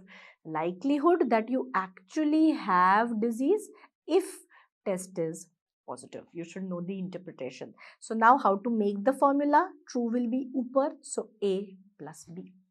Negative predictive value, what is the likelihood that you actually don't have the disease if your test is negative? So negative predictive value true par hoga, so C plus D, right? Both positive and negative predictive value will depend on prevalence, right? So prevalence kya hai? Prevalence is how many have the disease. Who has the disease? A plus C divided by total population. So we will remember, higher the prevalence, higher is the positive predictive value, because if the prevalence is only high, do you agree that it's higher likelihood that your disease will be there, and that's why if your test is positive, you are diseased. Okay, so this is what is very, very important. Okay, so now let's do more questions. Out of these four, which is the ability of a test to correctly identify those who have the disease? That's the sensitivity. Ability to correctly identify those without is specificity. Here you can also remember one thing, spin and snout, two mnemonics. Remember anyone, snout is nose. So sensitivity is a rule out test. Specificity is a rule in the test. Okay. Don't remember with mnemonic. Remember simply, what is the job of specificity? Or what is the job of a screening test? Can I say a screening test should have a high sensitivity? Because what is my aim with screening? I want to make sure I don't miss out on anybody. Let there be some false positive, that's okay. But I don't want to leave any patient, such that if my screening says you are normal, you can be ruled out. And then I apply a diagnostic test. Can I say a diagnostic test should have a high specificity? Means I don't want false positive now. Out of that bunch, I want to confirm who has it. So can I say I want to rule in people who have the disease here? So this is what you need to remember. If you need a mnemonic, snout, spin, anyone. Okay, right. Pre-test probability is prevalence. Post-test probability is positive predictive value, PPV. So you can remember this. Pre के नाम में pre है, positive के नाम में pos है. So pre, prevalence, post, positive predictive value. Then we have diagnostic power of a screening test is given by the positive predictive value. And one PYQ, external validity is an indicator of generalizability. Don't find meaning in this, find two E's. Okay, so two E's, external validity, generalizable. How generalizable it is? Okay, there's something called as criterion validity also. So criterion validity is how does your test function compared to the gold standard. So when they talk about comparing with gold standard, you want to remember criterion validity. While we are talking about gold standard, there's an independent plot which is called as Bland-Altman plot, which can assess any test compared to the gold standard. So just remember these for extra edge questions. Now let's talk about this graph. They love asking this graph about changing the cutoffs. You can also solve it very logically, right? Just imagine that I am decreasing the cutoff of a test. What's going to happen? Can you say that if I decrease the cutoff of NEET PG joining from 50th percentile to 0 percentile, more people will pick up a seat? That's what they did, right? So now what happens with that? More people will pick up a seat means sensitivity increases. But then what decreases? Specificity, right? Anybody now gets a seat. There's no merit now. So that is what happens when you change the cutoff, when you decrease the cutoff. So theoretically, we can solve it like this. The false negatives are decreasing, right? These were the false negatives. They have decreased. So sensitivity increases. Logically also you can solve it. It's easier. Anything with N increases, N. NPV goes together. So SP will be opposite. So you just need to think of one. If I increase the cutoff from of NEET PG joining to 90th percentile, what will I say? That ma'am, now less people will join, but whoever will join will be better. Yeah, so you can solve it logically much simply actually. So when you change the cutoff to C, the false positives decrease, P and P. As P increases and PPV goes together, and SN and NPV decreases. So I think it's better to solve these logically, but using graph also we can solve. Then, what about screening in series and screening in parallel? So when we talk about screening in series, what I mean is, first do one test. Only if they pass first test, give them second test, and only if they pass both, you are considered positive. So imagine next. If you pass first next, you are eligible for next. Only if you pass second, you can take a seat. So now do you think with this sort of a setup, less people will get selected, but whoever does will be good. So once I know this, P and P go together, N and N go together. What is parallel? Screening in parallel means you give two tests together. You pass anyone. Let's say I tell you the NEET will be in two shifts. Give both. Wherever you score better, that will be counted. So do you agree now more people will get selected? Specificity decreases. So P and P go together, N and N go together. So that's all you need to do. Think of any one and the other comes free. Okay, so that's about screening tests. Let's try and do this question now. If you can solve this question, that means you'll solve any basic question on screening calculation. WHO suggests the use of a new test for malaria, which has sensitivity specificity compared to gold standard. So the validity of the new test is evaluated by testing 200 patients with a positive blood smear and 150 with a negative blood smear. What's the result? So here, first of all, the point that you will miss is what to do with this data. First thing, I have to make my 2 by 2 table, right? Now understand this, that the blood smear is the gold standard, means whoever is positive on gold standard, I will consider they have the disease. So when I say 200 have positive blood smear and 150 have negative blood smear, this is my diseased and not diseased population. Now they've given me sensitivity, so 70% is this column, can I say? So 70, let's do some mental math. So true ऊपर आता है, so can I say this is 140, 70% true, and 60 are here using sensitivity. Using specificity of 90%. So here I want 90% of 150 who are going to be my true negative here. So what is 90% of 150? 135, and this is 15. So they are asking how many of the tested individuals have a false negative. False negative matlab disease is there, test is negative. So answer is 60. Right? So this is how you can do these questions. So this was the toughest question that they can ask you from this chapter. Right? So now let's discuss clinical trials. In clinical trials, we need to know what happens in each of the phases. This is very commonly asked because pharma, PSM overlap. You can revise it in 1 second by remembering SWIP. But first you have to study. So phase 1, this is where you are conducting it on a very small number of healthy volunteers, and the idea is safety. Is it safe? So the main aim is it even safe to be given to volunteers? So safety, toxicity, how the drug behaves in the body.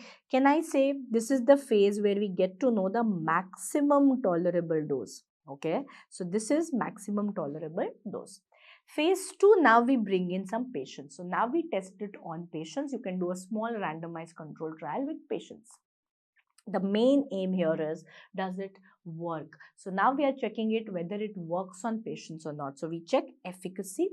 This is where we get optimal dosing. So if they ask you what is the dosing trial, it is going to be phase 2, right? And we check for adverse effects. This is where most drugs will fail in RCTs and we stop doing the RCT because it doesn't work. Phase 3, if it passes phase 2, now we launch a full-fledged large-scale multi-center RCT with many patients, and now we are checking, is it an improvement over existing drug? Let's say I make a new antipyretic. I need to compare it with standard of care, that's paracetamol, and see if my drug is better, because only then there's a point to launch it, right? So this is where we compare it with standard of care.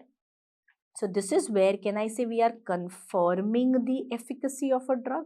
So confirming efficacy पूछेंगे, mark phase 3.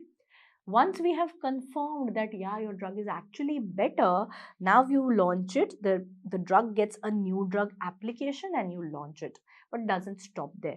Now you do a post-marketing surveillance. You continue to see for long-term adverse effects which can be advertised as black box warnings. Remember I taught you in psychiatry about antidepressants, how upon taking antidepressants the risk of suicide increases. So this is found out on long-term years of seeing the study work in the population. So what is swim? Is it safe?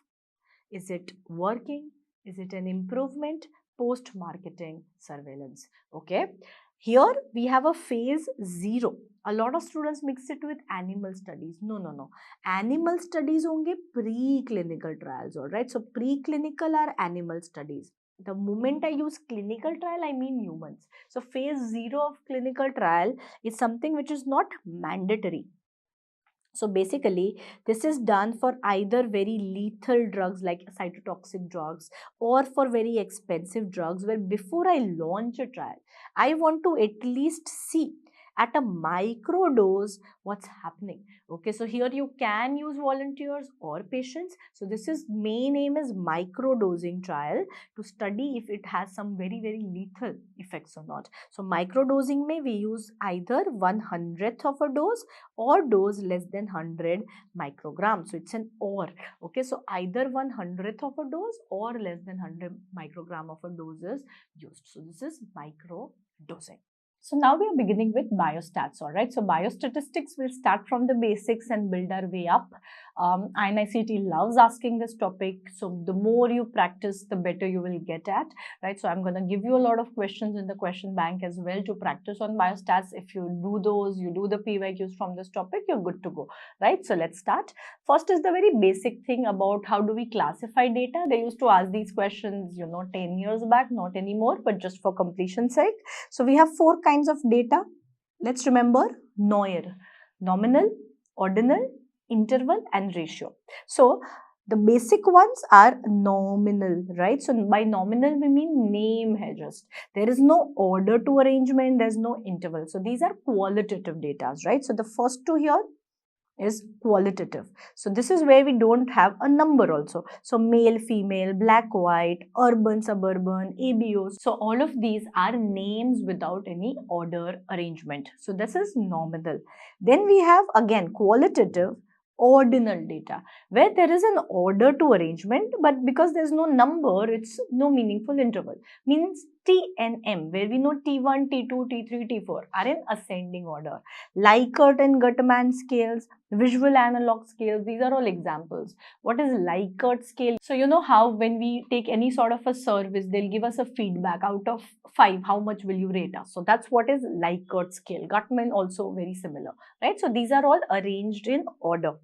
Then we have 2 quantitative scales where we have a unit. So quantitative as a general rule will have a unit. When I say quantitative, unit hai. So temperature scale like degree Celsius, degree Fahrenheit, this is what is called as an interval sort of a data where order is also there and there is a meaningful interval also, just that there is no true zero. By true zero, if you remember in school we used to study, right? Kelvin scale has a true zero, not degree Celsius, degree Fahrenheit. So that's the concept here. Whereas any other number, weight, BP, pulse, sugar, all of these have a true zero and they are our NOIR ratio scale. So this is what is called as a quantitative ratio scale. So just need to know basic.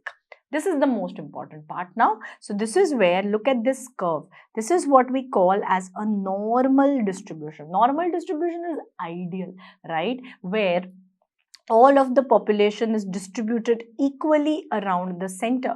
So normal distribution is a Bell's curve, or this is also called as a Gaussian distribution model. So here, can I say that there is only one center? So all your central tendencies, mean, median, mode are all equal and they are equal to 0. Here a lot of students say 1, okay? So it is 0. So they are distributed equally in the negative as well as positive. Okay, then standard deviation. So plus minus 1 standard deviation includes 68% population. Plus minus 2 includes 95. Plus minus 3 includes 99% population, right? So this is what we need to know. So if they ask you what does plus 1 include, don't be in a hurry to answer. You will say plus 1, right? So 68 divided by 2, because 68 is plus minus 1 standard deviation. So this becomes 34%. So that's how they can ask this question. Okay. So now let's learn all of these measures. So what are the measures of location or central tendency? So we have mean, median, mode. Let's do the questions related to them. So overall, what is the best measure? It is always the mean that we take, the average, isn't it? So let's say I give you a data like this. So you'll calculate the average, that's the mean. What is the median here? So median is what is the point in the center. So that becomes 2. And what is mode, which is most repeated frequency? So that's 2, right? So that is what is mean, median, mode, meaning. I'm sure you knew that. So now let's do some questions. What would it be the best for nominal data? In nominal, I have no median and mean, right? So I will calculate who is more, right? So that's mode. For ordinal, when I can arrange an order, I'll pick out the midpoint. So that's median. And any metric data, quantitative data, mean is the best. Okay. Then let's talk about skewing. So we said normal distribution is ideal, but normally it's not normal. So it is skewed data. So when we have a skewed data, first of all, you need to know positively skewed or negatively skewed. So very simple. Here it's human being right, okay, not radiology right. So if you see that the tail is towards the right, this is what is called as a positively skewed data. And if you see that the tail is towards the left, this is what is a negatively skewed data. Now, if I ask you, what are point A, B and C? Which measure is most affected by skewing of data? So, let's say instead of 5 by mistake, I put a 500. Do you agree the mean quickly will change to, let's say, 490, right? So, the most affected in skewed data is a mean. What is it that is not going to be affected? Doesn't care. That is our mode, right? You make 500, 5,000, 50,000, mode remains 2. So, not affected. Least affected is mode. But is mode really a measure of central deviation? Not really. So, what is my most useful measure of central tendency in a skewed data? It's going to be median, right? Because the median also may not shift much. So, 3 questions. Be careful. Least affected versus most useful. Answer will change. Okay. Can I say 50th centile? The center point is always the median. Okay. So, for skewed data, for normal distribution, we said all are equal. So, for any skewed data, you may want to remember this formula. It's been asked once, like around 10 years back. Okay. So, mode is 3 median minus 2 mean. Median bada name hai, bigger name, so bigger number. Okay. So, 3 median minus 2 mean. Alright. So, that's what we remember. So, now coming back to this graph, skewed graph. Okay. So, P and R go together. That I've already taught you. Now, which is the point which will be affected most by skewing? Which will follow the tail? Mean. What is the highest reading on top? Mode. So you can see mode will not change whether it's here or it's here. So mode will remain unchanged, and what is always the midpoint is the median. So this is the median. Alright, so this is how we will answer this. So these are all our questions on central tendencies or locations. Then we have dispersion. So what were we checking in the graph? Dispersion. So center, now dispersion or variability. So this is what was standard deviation. They have asked this twice. So this is what is also called as root of mean square deviation. So this is what is our MSD, but this formula, so they'll not repeat this. So this is where you have the individual element minus mean upon the sample size minus 1. So this is standard deviation. Variance is standard deviation square. Range, can I say anytime I don't give the mean and I give the range, it's the measure of dispersion. And interquartile range. Now let's discuss what is interquartile range. So IQR, here we need to understand what is box and whisker plot. So box and whisker plot is where I divide the data into 25% each. So it is 25%, 25%, 25%, 25%. So divided the entire population into 4 parts. 50% is in the box, 50% is on one side whiskers, right? So the center line here represents the median. So this is a normal distribution box and whisker plot, okay? Normally, if this will shift, if the box is not equal and all of these are not equal, it becomes a skewed data. We will talk about that. But here, can I say the median is the Q2 value? This is Q1 and this is Q3. So here we use this Q3 minus Q1 as the interquartile range. Okay, so again it tells you the dispersion. Okay, so while I'm talking about this, I can just show you the box and whisker plot. So this is a box and whisker plot. Look at this. This was actually from my thesis which I had done for my MD. So this is where we measured elastography values, this is ultrasound technique for different endometrial masses. Okay, and we saw that fibroids had a variable range. Can you see how wide range it is? Whereas hyperplasias were limited to certain readings. So it also shows you the variability. So this is what box and whisker looks like. You can see how each segment is not equal. So this is what is the skewed data. So what do? I can't see right left here. So you make it lie down. Okay, you make it sleep. So it looks something like this. So right skewing means positively skewed. So again, that's how we know. Okay, so again I can say out of this that the midpoint, the line they have marked in the center will represent Q2 or the median, and interquartile range will be this, Q3 minus Q1. So that's the interquartile range. So this is about box and whisker plots. So that tells us interquartile range is what is a measure of variability. It's just like a range. Then we have measures of position. Sometimes if position is not there, you can say location, but the ideal is position. Okay, so here you have percentile, quartile. Centile is the same as percentile. You can have deciles. So this is how many groups are you dividing your population in. Quartile was 4 groups, decile is 10, percentile, centile is 100 groups, right? I'm sure you all understand percentile. Let's say all the students who gave NEET PG, I divide them into 100 boxes in ascending order. So 99th percentile means the highest mark range, right? So that's what it means. Z score is a measure of position. So what is Z score? Learn the formula. It's the individual element minus the mean upon the standard deviation. So where does this element lie with respect to the data? Let's do a question. Look at this. A 36-year-old woman has a hemoglobin of 15. So this is our individual reading minus the mean. So the mean hemoglobin is 13.5. Standard deviation is 1.5. So this is where you know the Z score is 1, right? She is higher than the mean. So it is plus 1. Had she been, lower than the mean, it would have been minus 1. So her Z score is plus 1. Remember in osteoporosis how we use Z score, T score, same thing. I was comparing the individual patient's bone mineral density with either her age matched population or her, young adults. So this is what is Z score. Fine. Then 2 extra points. Kurtosis is a measure of skewness. You can remember that. And normalcy. This is a NAMES PYQ. What are the tests to assess how the data is it skewed, is it normally distributed? So plot histogram, we will see that. Box whisker, we could see skewness. Then there are 2 fancy names, Shapiro-Wilk and you can see Smirnov. So SNS, 2 Russian looking names are also for normalcy. Okay, so this is about the different measures, very, very important slide. Now we see a bunch of images. You have to recognize the graph, very easy stuff. So what is this? This is a bar chart, right? Obviously you know. So this is where we describe qualitative discrete data. So this is for qualitative and discrete data like males, females. If you have multiple, so this is multiple bar chart. Okay, so we are having multiple bar charts here. If you see within a bar chart, we have made components inside, right? So that is a composite bar chart or a component bar chart. Okay, so these are for qualitative discrete data.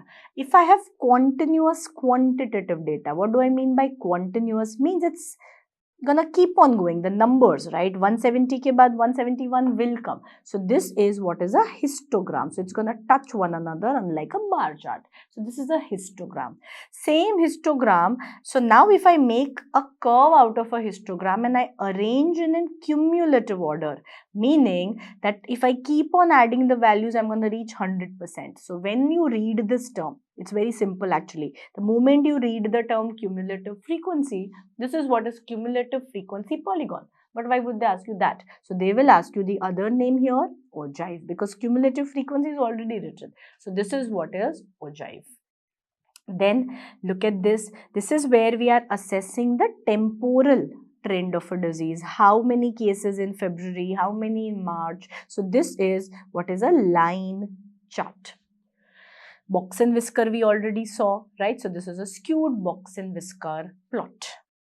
More graphs. What is this? This has been asked many a times now in the recent times. This is what is Kaplan-Meier survival analysis. So Kaplan-Meier is what is used to study the survival in cancer patients. Let's say we have launched a new drug. It's a drug trial. Okay, so we have our experimental drug and this was our control group. What can I say? Did the experimental drug improve the survival? Most definitely, because see, in control there is zero survival at 22 years, but in the experimental group we can see almost 50% surviving at 35 years. So just subjectively speaking, we can say that there is survival benefit by the new drug. I want to put a statistical significance to that. We have these. So this has been asked. So we have the log rank test.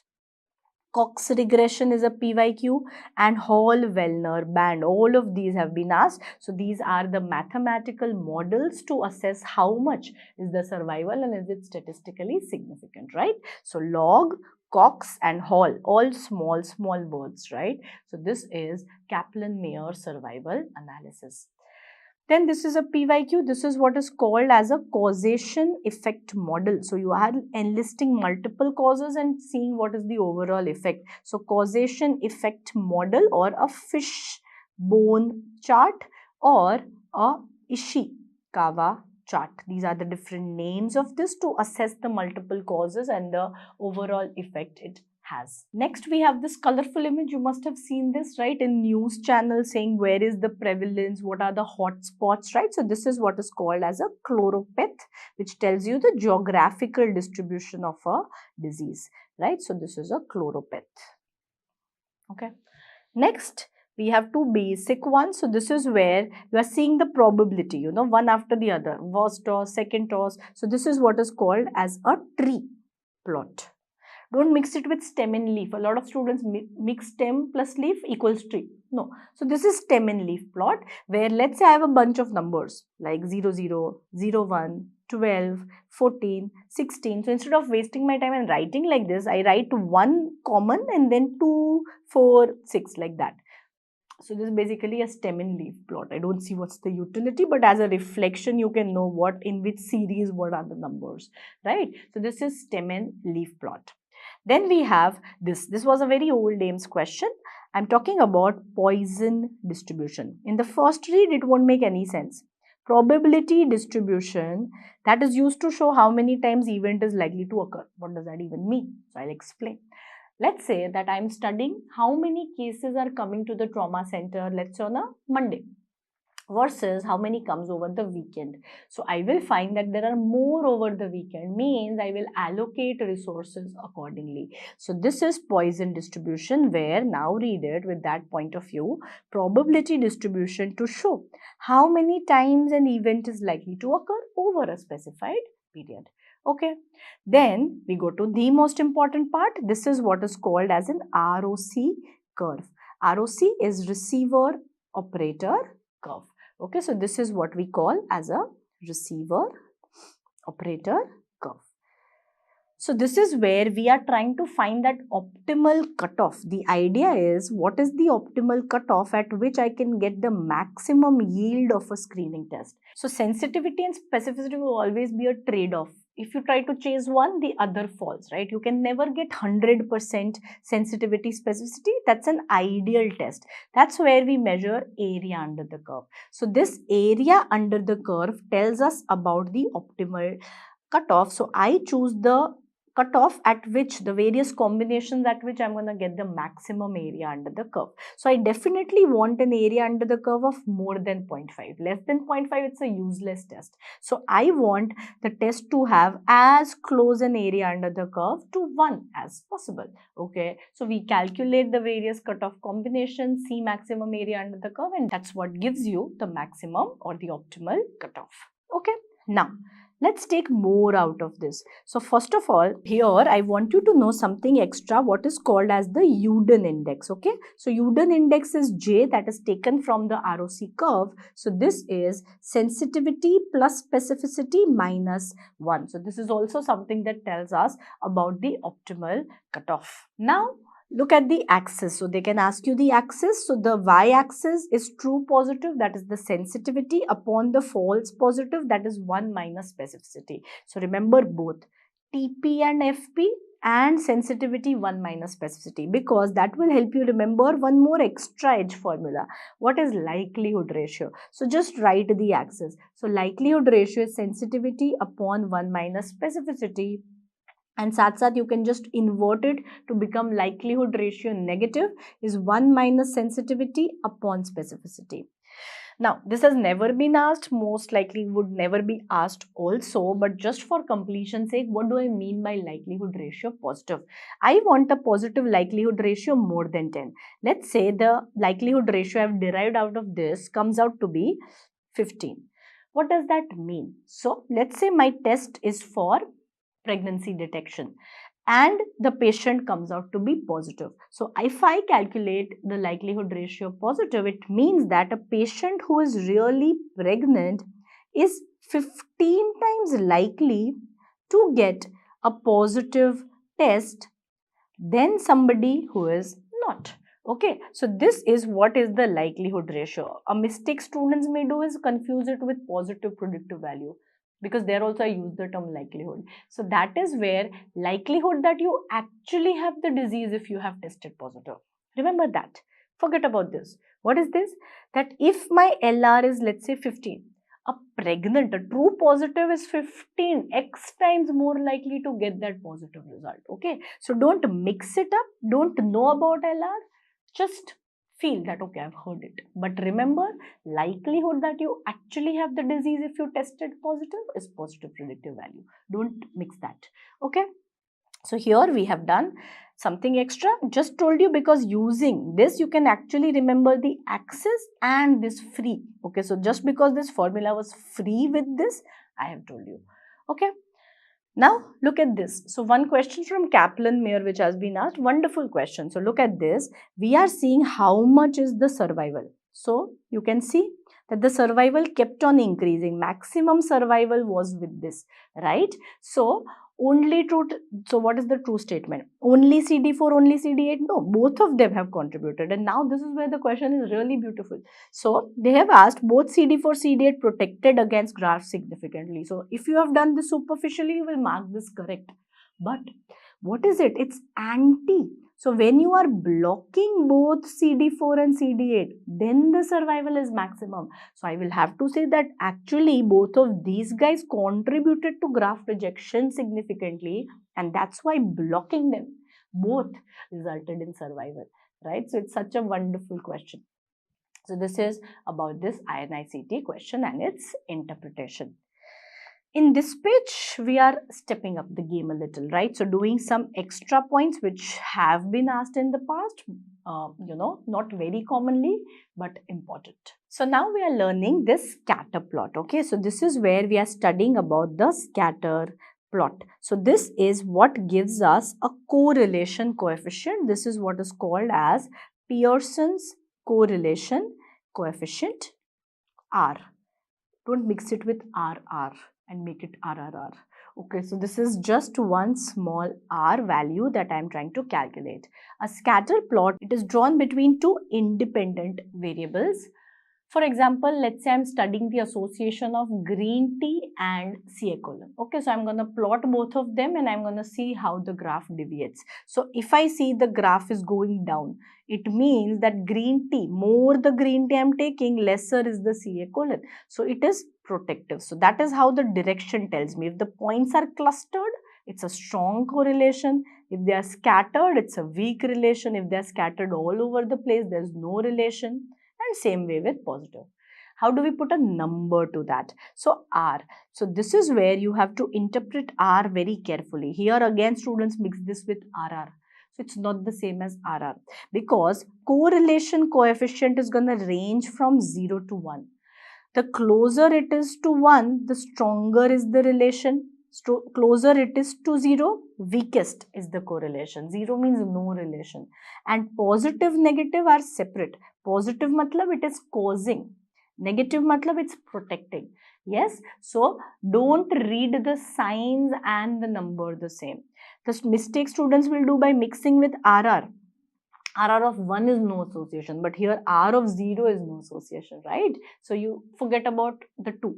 Look very carefully. Agar R hai, 0 to 1 is the range. So now, if there is a weak relation, I will say it's closer, less than 0.5, I can say plus 0.4. The closer it is to 1, plus 0.8. So 0.8 means strong, plus means causing. Similarly, 0.4, 0.8, strong, weak, minus matlab protective. So interpret the signs independent of the number. This is a strong protection, weak protection, no correlation, weak positive correlation, strong positive means strongly causing, right? So this is how we interpret correlation of coefficient. Here also remember R square. So coefficient of determination is R square. So that also tells you basically that if I have one change, how much change will happen in the other variable, okay? It's okay if you don't get that. So basically coefficient of determination is R square. If they ask you, you should know the mathematical formula, okay? Now we have regression models. So by regression models, what do I mean? So here we have X and Y. I hope you remember from maths class in class 8, X is independent variable, Y is dependent variable. If you have forgotten, I'll tell you a trick. You should tell yourself, if my X is independent, why am I dependent? In between biostats, you got a philosophy lesson. If your X is independent, why are you dependent? Okay, so this is X and Y axis. So now we have to see how these two axes are related. If it is a linear model, this is what we used to learn in school, right? So in a linear regression model, this is how it will appear. So this is simple linear regression, where you have just one variable, right? One dependent independent variable, and it is linear. But if I have multiple such variables, multiple risk factors I'm assessing for CA lung, right? CA lung is the dependent variable, dependent on smoking, dependent on alcohol, dependent on caffeine. So this, can I say, is still linear. Multiple linear regression model, multiple associations honge. Then the moment you see that there's a square which has come, now this is what is a curvilinear association. It's not a linear association. The association looks something like this. So this is curvilinear. Logarithmic, the moment you see that it's a log, you know how we draw this. So this is what is a logarithmic. It's increasing in a logarithmic manner. So in the formula, if you see logarithmic, log say log, this is what is called as logistic regression model. Okay, so they'll ask the formula. This has not been asked so far actually, but it's a very fun question. So simple linear, multiple linear, curvilinear, logistic regression. Okay, so just remember one buzzword here. This is where you have dependent and independent variables. That's the concept. Kappa statistics, very INI specific question, 3-4 questions they've asked so far. This is used to check the level of agreement. For example, you know how we say that radiologists will be replaced by AI, yeah? So let's say you give me 10 x-rays to report and you give AI model 10 x-rays to report, and now in the end we compare. I said normal, AI said normal. I said TB, AI said TB. So what is the level of agreement that we are getting, right? So this is what the interpretation is. A good agreement is anything more than 0.7, right? So 0.1 to 0.2, 0.2 to 0.4, 0.4 to 0.6 is slight, fair, moderate. This is what they have asked. 0.6 to 0.8 becomes substantial. 0.8 to 0.99 is near perfect, and 1 is complete, 100% agreement, perfect agreement. Okay, so this is what is been asked so far, that agar 0.7 hai to kya hoga? Substantial, right? How do we calculate? Nobody should ask you. They have asked you once, but don't don't go into the calculation of that question, because it is not doable. It will take away 10 minutes of your time and not worth it. Okay, so I'll just tell you the formula for the sake of completion. So the kappa statistic is observed minus the expected agreements. If they can directly give you these values, then you should be able to calculate. So observed agreement minus expected means how many x-rays out of 10 did you guys match? So that was observed. Minus expected means how many total permutation combination were possible upon 1 minus the expected agreement. Okay, so this formula you can remember here. Okay, so this is kappa statistic, Cohen's kappa. Now we go into super important stuff, evidence-based medicine and its pyramid. So you must have, if you've ever read Harrison's, in any clinical trial or in any paper, we will write level 1A evidence. So when I say 1A level evidence, it's the highest level evidence. Okay, so this is where we get level of evidence. Who do we trust the most? Okay, so what we trust the most, top of pyramid, is meta-analysis, and almost similar to that is a systematic review. Now, these are not original studies. These are study of studies. Let's say CL lung and smoking. Let's say I take up all the thousands of studies which have been done on this topic, compile the information, abstract it out, filter it out, and tell you the result. Isn't that the best level of evidence? Because now I get a bird's eye view of what everybody has said. So this is what is meta-analysis, systematic review. This is filtered information because I have filtered from all the research, so is critically appraised sources. All of these now unfiltered are original studies. So in original studies, top of the list is RCT, cohort, because temporality tha, case control, then case report, and what is least is expert opinion. That I think this should be like that, has no value. Okay, so this is what is your evidence-based pyramid. For meta-analysis, as I told you, we have these guidelines. This can be asked. So Moose, Quorum, and Cochrane are the guidelines for how meta-analysis should be done. Prisma is for systematic review. So it has systematic in it. Steps of meta-analysis, very important. Identify the different studies, select, abstract, analyze. Would you randomize? Why would you randomize? You are not doing an original study. You are compiling, right? So that's what meta-analysis is. This has been asked. For a meta-analysis, how am I gonna, show the results? So this is what is called as a forest plot, also called as a blobogram. Okay, but we call it a forest plot. So look at this. So we have compiled all the studies which were done on a particular topic. Now look at this. So this is where we look at their result and we filter. Do you think this study should be accepted 0.5 to 2.6? We said this range can't be accepted. 1 to 3.4. 0.9 to 3.2. No, anything where 1 is in the range, it's not valid. This and this are valid. So that's what we see. Out of all the studies, we found 2 valid studies. We make a summary measure of both of them. So this diamond is called as the summary measure. Without this range also, can I just look at this? Yes, so look at this plot here. This is the odds ratio. So this is what is a horizontal solid line, which is called as a line of no effect, right? So can I say any study whose data is crossing that line or even touching won't be valid, because you are saying that there is no association and then you are saying something else. So it's not valid. And these two are away from it. So these are valid. Okay, so this is the pooled effect, pooled measure. That is how we read these forest plots. two particular things from meta-analysis which can be tested. One is apples and oranges. See, one of the drawbacks of a meta-analysis is now you are combining and analyzing these studies which were very different. Maybe their study design were very different. So now you are combining all of them. So apples and oranges, you're combining two different fruits, right? So that's a drawback. Another drawback is file drawer effect. What if some of the publications never got published, right? A study which had some radical result which would have influenced this. Let's say there was a study whose effect was in the negative side and statistically significant, but that never got published by any journal because it was contradictory. So now you can never account for that. So that is what it is. The file was in the drawer only, never got published. So now that is missing data. Now you can't find that, isn't it? So a meta-analysis can only analyze the published data.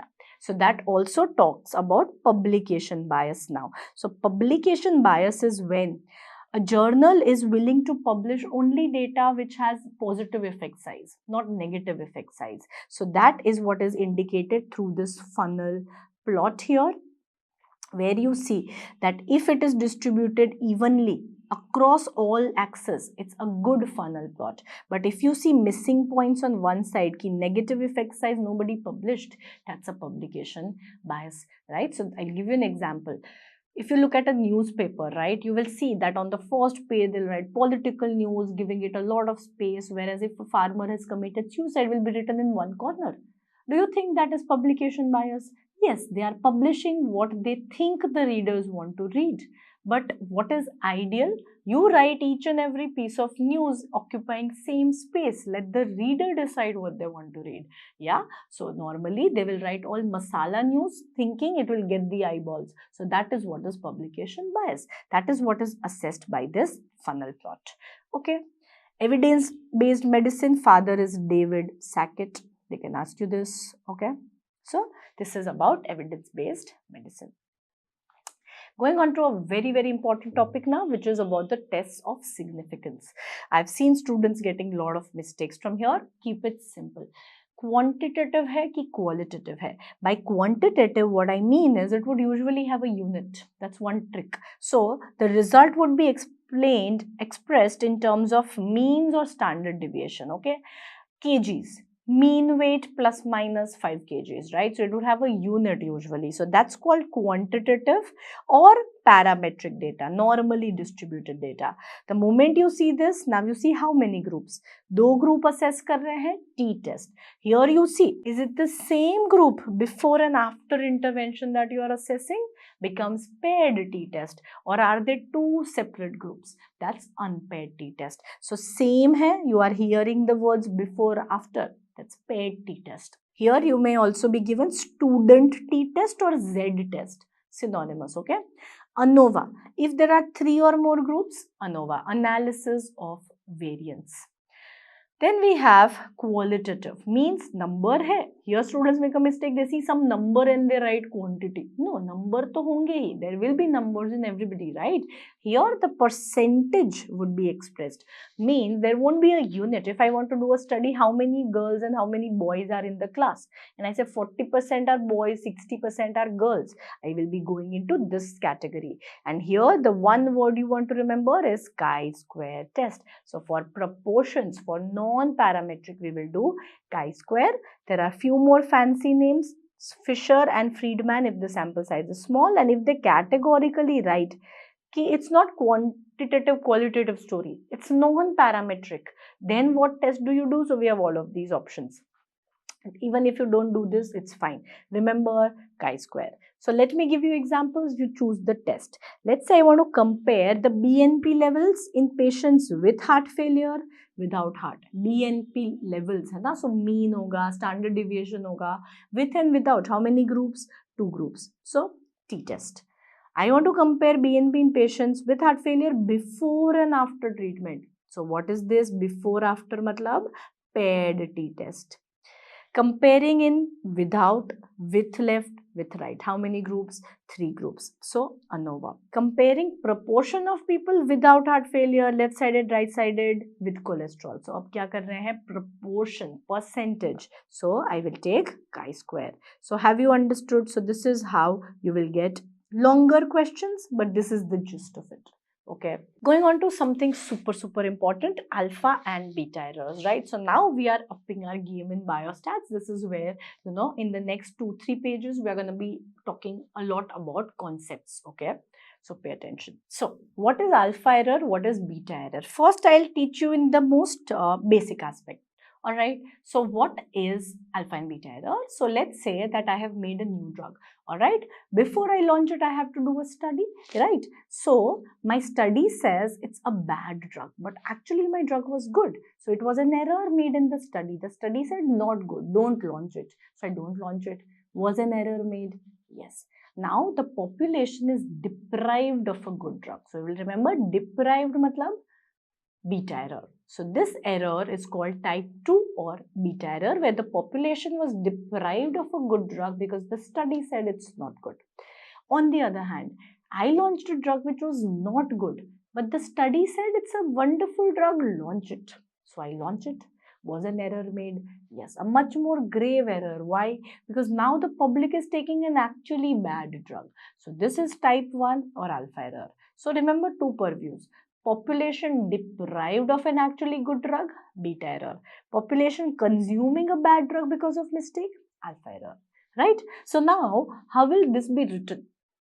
They won't write good drug, bad drug, right? So how will a study say? So here the term is significant difference.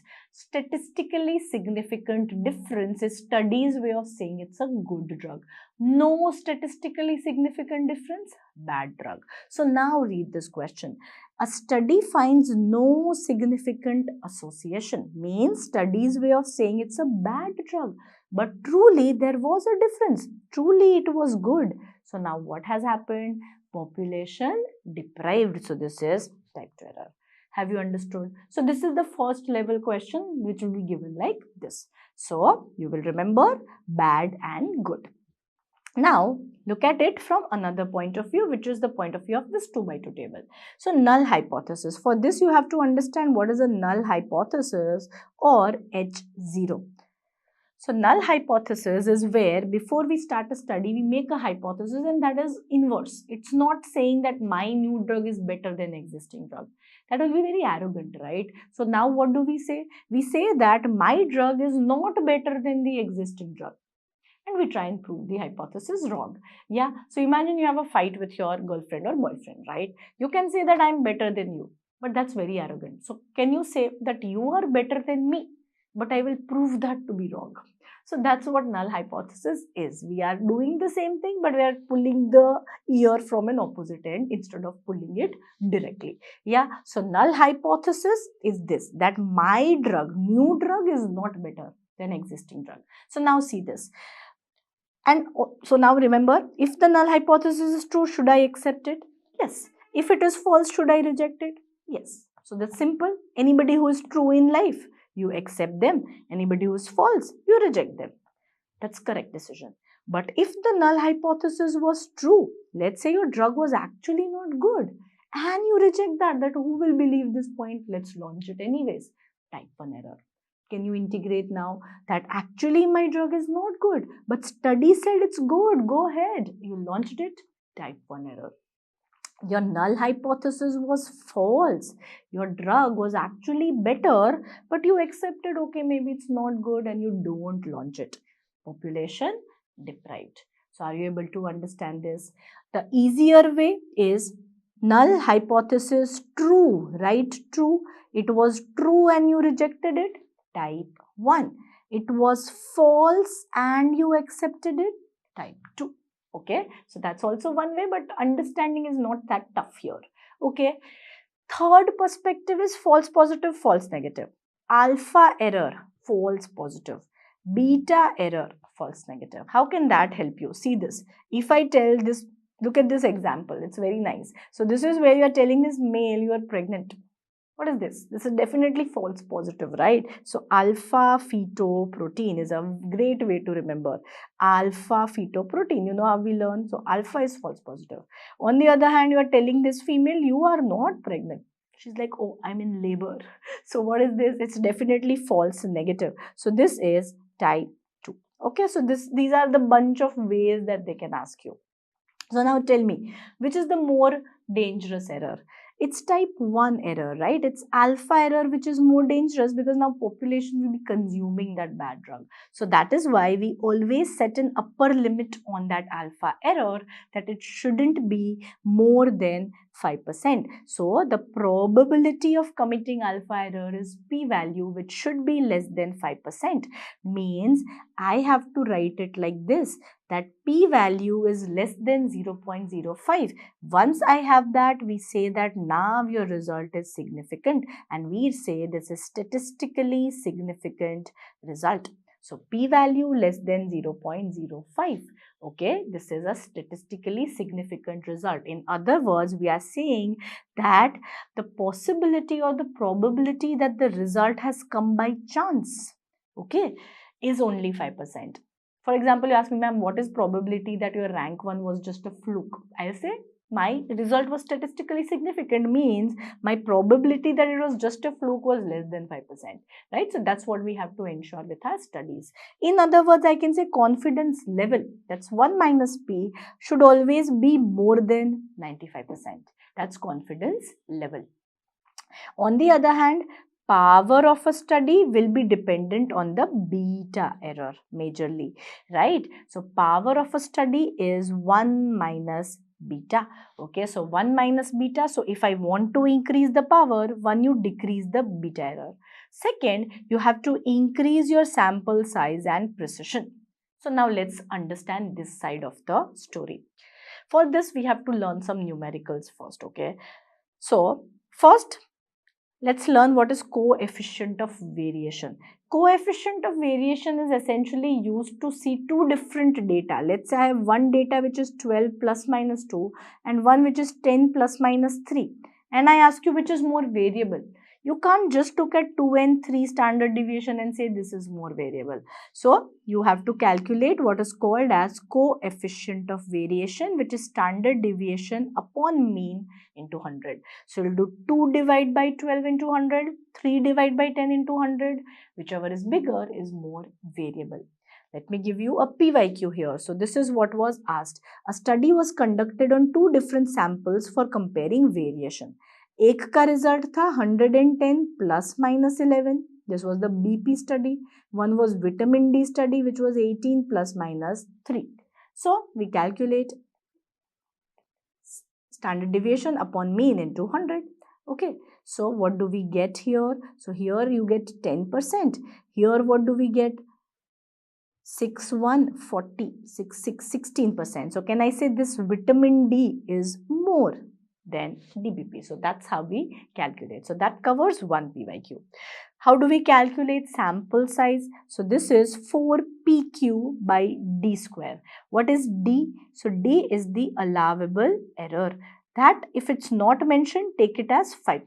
So they will give you P. P is the prevalence. So let's say they give you prevalence is 80. Q is always 100 minus the P upon 5 into 5. So this is how we will calculate the sample size. Now coming to the most important part, that's confidence interval. This is what is mean plus minus 2 standard error. Now what is standard error? So far I was saying standard deviation. So here you have to understand, I have done a study on a study population, right? If I have to generalize it to the entire population, I need to calculate the standard deviation for that entire population. And that's called standard error. And that's going to depend on your sample size. So standard error of mean, the most important formula for you to remember is SD upon under root n. Standard deviation upon sample size, under root sample size. If this is not in terms of mean, in terms of percentage, then it is PQ by N pura under root, where let's say P is 80%, Q will become 20%. So it's 1 minus P. okay, or 100 minus p. In that case, you will have to have 100 in the denominator, okay. So q will be 1 minus p. So this is about the formula. Let's see what this means. I'll give you examples. So look at this. A study was conducted to find the intraocular pressure. Sample size is 400 and we found this mean in our study. Now they are asking what about the population, right? And they are saying 95%. That's why we said 2 standard error, because 95% population comes in 2 standard deviation, right? So now, first of all, what's the formula of standard error? It's standard deviation upon under root n. So kitna standard deviation hai? 10. What is the n? 400. So 10 divided by 20 becomes 0.5. So what would be the range? Mean plus minus 2 standard error. Mean was 25 plus minus 1. So the answer becomes this. What if they said 99% population? That would be covered in 3 standard error. So then it becomes 25 plus minus 3 into 0.5. That's 1.5. If they are 68%, it will be just 1. 25 plus minus 0.5. Yeah. If not mentioned, we assume 95. Do one more for P now. So this is where you only have prevalence and sample size. So you remember PQ by N. So this is where now I take 10. Q becomes 90 upon 100. So what does this become? 9. So this is 3. So what would be the prevalence for, basically if the prevalence is 10%, what would be the range for 95%? So here even the mean becomes the prevalence. So it's mean plus minus 2 standard error, which has come out to be 3, right? So it would be 10 plus minus 2 into 3, which is 6. So 4 to 16. Right? So in cases of proportions, this is the mean and this is the proportion. Okay. So this is one of the tougher PYQs. Fine. So this is about the standard error. Let's further add on to this. Now, this is what is confidence interval. Okay. Don't mix it with level. That was 1 minus p. Confidence interval. Do you agree? I want it to be narrow. When I say my confidence interval is narrow, for example, let's learn in terms of GT score. Let's say there's somebody who has a stuck GT score at 140 and they say, ma'am, it's so stuck, it's 140 plus minus 2. And then there's somebody else whose score is 120 plus minus 20. That's the range. Who is more precise? This. So can I say here the standard error is low? How do I get a low standard error? SE is SD upon under root n. So can I say more the sample size, lower is the standard error, more precise you are going to be, right? So now let's talk about what is precision. So precision is what is repeatability. If I give 10 GTs, is my score gonna be stuck? So actually a stuck GT score is precise. At least you know where you are at. So it's not a bad thing. So repeatability, reproducibility. Okay, so repeatability, reproducibility, this is precision. If you are stuck at 80, slowly we improve, but at least you know you are in that precise range, right? So can I say higher the precision, lower is the standard error? Yeah. And can I also write narrower is the confidence limit if I increase the precision, right? More the precision, narrower would be the confidence limit, lower would be the standard error, and as we said, that increase the power. So what will increase the power? Increasing the sample size, right? There's only one way to decrease the standard error, which is to increase the sample size. I hope all of these terms are clear. So on that train of thought, now see this difficult question. Initially, the sample size was 100 and now we have taken 2000. So they are saying what's going to happen. So let's understand. The moment I increase my sample size, SC is SD upon under root n, right? So my standard error decreases. If my standard error decreases, can I say my precision is going to increase, or that my confidence limit, what's going to happen to my confidence interval? It's going to become narrower, right? So now look at the options. Increase in range of confidence interval? No. Decrease in range. Standard deviation won't change. That's the study data. Decrease in standard error? Absolutely. Increase in error? No. Decrease, right? So this is how the increasing sample size can affect everything. Can I also say that the power of the study will increase because your precision has increased? Let's go back to that slide. So higher the power, higher the precision, more is the sample size. Does that now make more sense? Okay. Now let's talk further about precision and accuracy. So precision is repeatability. Accuracy is how close are you to the actual value, the real value. So let's say you want a GT score of 160 and your range is 140 plus minus 2. Can I say you are precise but you are not accurate? This guy is neither precise nor accurate. Somebody who is 160 plus minus 2 is precise and accurate. Okay, so let's try and do this here. High precision, high accuracy. Can I say this is where you are hitting the target, right? High precision, low accuracy. Something like this. You are nowhere close to the center but precise nonetheless. High accuracy, low precision. Sometimes hitting, sometimes not. Low accuracy, low precision, where you're hitting just all over the place, right? So this is how you can understand these terms. Now, the true value is a sum of what you have measured plus the random error and the systematic error. So the random error can be decreased by precision. Okay, you know how we said PR. So random error is what decreases the precision, whereas the systematic error is the bias which decreases the accuracy. So you want to remember random errors decrease the precision, whereas the biases, the systematic errors will take you away from the real value. So this is what you need to remember here. So this part, the most important are these questions on standard error, the relation to the sample size, the relation to the confidence interval, right? So this is narrower confidence interval, okay? So this is what we need to understand, and confidence level is 1 minus p, nothing to do with it, right? So this is about all of these values. The last part of biostats is going to be sampling, right? So what are the different methods of sampling? And you do get one question from this very commonly. First is the best method, which is simple random sampling. So this is where we are asking all participants to pick up a chit, lottery, right? So this is simple random, everybody has known an equal chance of getting selected. But if I divide the sample into homogeneous data, purple and pink, this is stratified randomized sampling. So where you have first created strata, then from that they are picking randomly. Or it could be a systematic random, where the first one is chosen randomly and then I'm saying that every third person will get selected. So this is systematic random. Then we have something that we use for immunization analysis in our country, which is called as cluster sampling. So if I want to assess how many children are vaccinated, I can't assess every child. So what we do is we choose the 30x7 method. We choose 30 villages. In every village, I'm going to select 7 children, right? So I'm doing a random selection.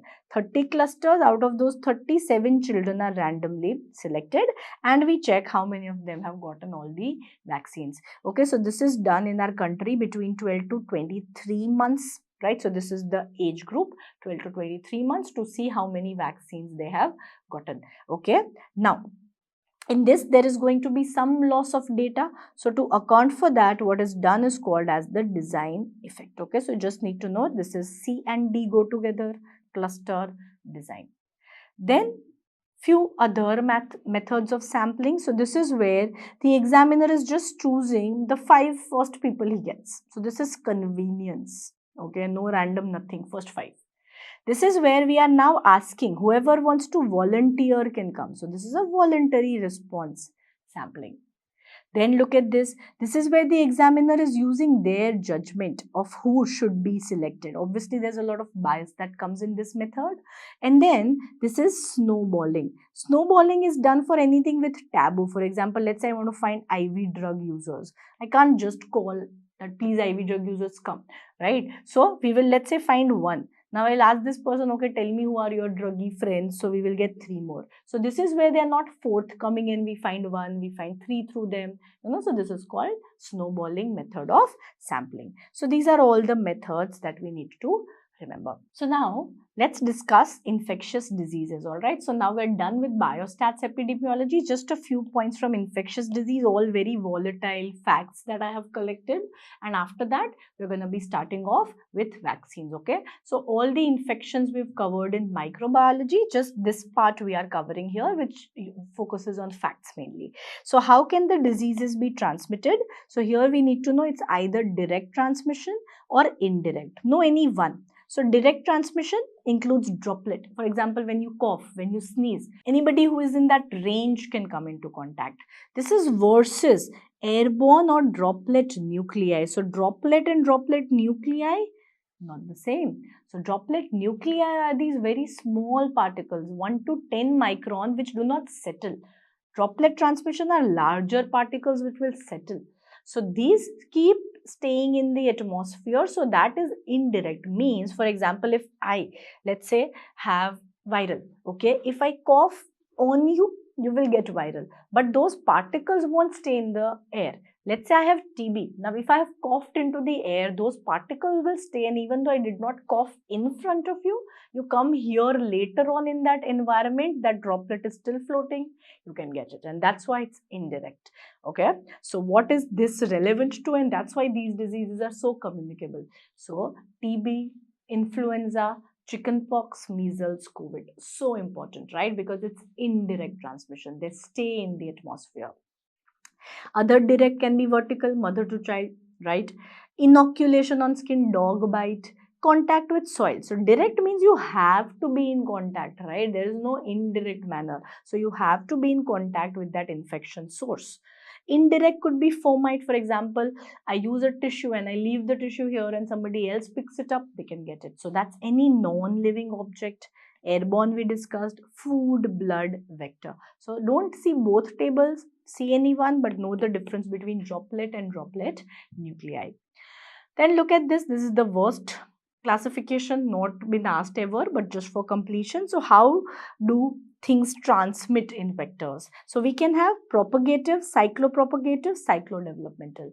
P means P. So propagative ka matlab hai, this is proliferating in the vector, it's dividing. So examples are plague in rat flea, yellow fever in Aedes. Cyclopropagative is both proliferation and development in the vector. So example is malaria in Anopheles. Cyclodevelopment, as it says, only development. No P means no proliferation. So this is microfilaria in Culex. Then we have these two which have been asked. So here they have asked one cyclopropagative and here they have asked this one. Okay, mite and scrub typhus. So this is what is an example of transovarial transmission. As the name suggests, this is transmitted through the female eggs. So rickettsia rickettsine ticks, which was Rocky Mountain spotted fever, and scrub typhus, which is mite. Okay, so that was what was asked. Transstadial transmission means that different stages, means you will have larva, nymph, adult. So all of these forms are happening in the vector. So example, Borrelia burgdorferi, Lyme's disease, Indian tick typhus. So just these examples are enough. So go through this, very volatile. Then we have these three. Anthropozoonosis means, look at the arrangement. Second to first will be the spread. So this is animal giving to humans. Rabies, plague, hydatid. Human giving to animal. TB to cattle. Imagine we're giving TB to cattle also. And amphi means both ways. So trypanosomes and schistosomes. So know these examples. These are all direct tables from parts. Okay. Then again, this is from infectious. What is a source and what is a reservoir? So a source is anywhere where you are having just passing dissemination, but reservoir, R for R, this is where you have replication as well. It's not just getting transmitted. Okay, so source and reservoir can be the same. For example, tetanus. So the tetanus bacteria grows and divides in the soil and transmitted through soil, but it can be different, where reservoir of hookworm is man, undergoes the life cycle in man, but how do you get it? You get it through soil. Yeah, so that's what it means. So R should help you. Same with typhoid. The reservoir where it divides is going to be the case or the carrier, but the source is going to be the fecal-oral route. Okay, so that is what is the source and reservoir. Then I have this table here of the most important diseases and I have summarized, and this table is not there anywhere. Through multiple sources, just clubbed these most important values. So incubation period kya tha? Till you develop symptoms. So let's learn incubation period, at least these four, everything you need to know. Chickenpox, in 10 to 21 days, you will get symptoms. Measles is almost 2 weeks. You can remember here it's 3 weeks. Here it's 2 weeks, and in both of these it's under 1 week. Okay, so remember the arrangement: chickenpox, measles, diphtheria, cholera. Okay, 3, 2, 1 and 1. So this is how fast it presents. How much do you have to isolate? Can I say isolation is going to depend on till when this person can be infective? So for chickenpox, you will isolate till 6 days after the rash or till lesions are crusted. Many times asked. Measles, many times asked. From the onset of catarrhal stage till 5 days after the rash, you have to isolate. This person can spread the infection. In diphtheria, till 48 hours after starting antibiotics, and in cholera, 3 days after starting antibiotics. Okay, so here you remain infective until you've been treated. Okay, then communicable period. So it's not the same as isolation, right? So communicable period is 2 days before, 5 days after the appearance of rash. Communicable period for measles, 4 days before, 5 days after rash. Diphtheria up to 4 weeks. Okay, so this is communicable period. This is what we have to remember. More terms, again all park stuff. Endemic is where a disease is maintained at a constant level in a population. Hyperendemic, that constant level is very high levels in a population in all age groups. Whereas hollow, you know how children we say are very shallow, hollow. So hollow because they want toys, right? Nothing else. So hollow endemic is children, where the incidence or the cases distribution is very high in children population. For example, malaria. Then we have 3 terms: control, elimination, eradication. So control is where we are just targeting to decrease the burden of the disease. For example, TB initially, you remember it was RNTCP, TB control program. Once we achieved control, now the next target becomes elimination. What is elimination? That bring down the level such that the local transmission has been interrupted. So the incidence level at which now the chain of transmission you have interrupted, it no longer will spread. So that's the target. Once that's been achieved, now we want to do eradication, and eradication is at a global level, right? So we want to eradicate. The organism is no longer on earth, right? So that is what has only been achieved for one, which is smallpox in way back in 1980. The diseases that India has eliminated so far: guinea worm in 2000, leprosy in 2005. The target was 1 in 10,000, right? So we've achieved that. Yaws and neonatal tetanus, and trachoma just recently in 2024. Polio, we have achieved a polio-free status, not declared eliminated yet. Okay, so this is about these terms. So while on that note, let's talk about polio. This is the only one we didn't talk about in micro, so we are completing it here. So here, let's talk about the different polio strains first. Okay, so P1, each of these has one-liner. So P1 is the cause of, it's the most common cause that led to epidemics. P2, this is the one that led to vaccine-derived poliovirus, and this is the one that's most easily killed.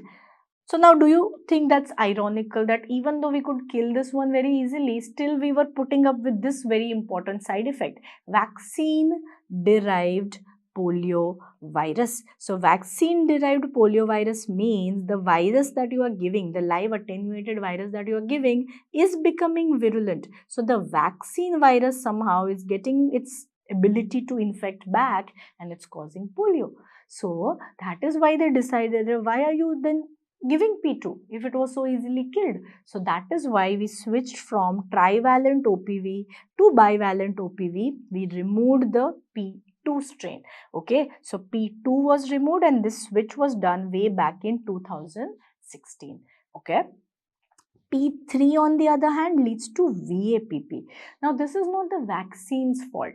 This is immune aberrant phenomena. So this is vaccine associated paralytic polio. Here we are not really able to explain. I am not seeing this virus or the vaccine virus in the stool of the patient. It's not infected. It's an immune aberrant phenomena. We can't explain why this happened. Some immunological phenomena has gone wrong. So that's P3. So P1, most common epidemic, P2, vaccine-derived poliovirus, P3, VAPP. Okay, so now any case of acute flaccid paralysis gets reported, what do we have to do? So this is called active surveillance. We have to look for these cases. This is the duty of surveillance medical officer.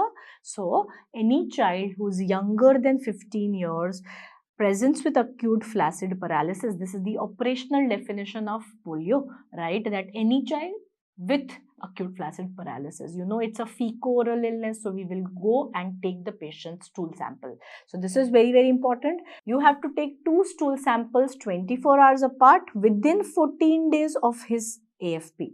Okay, so within 14 days of AFP, within 48 hours of first medical contact, means you have to go to his house within 48 hours of that contact that he has there's this case.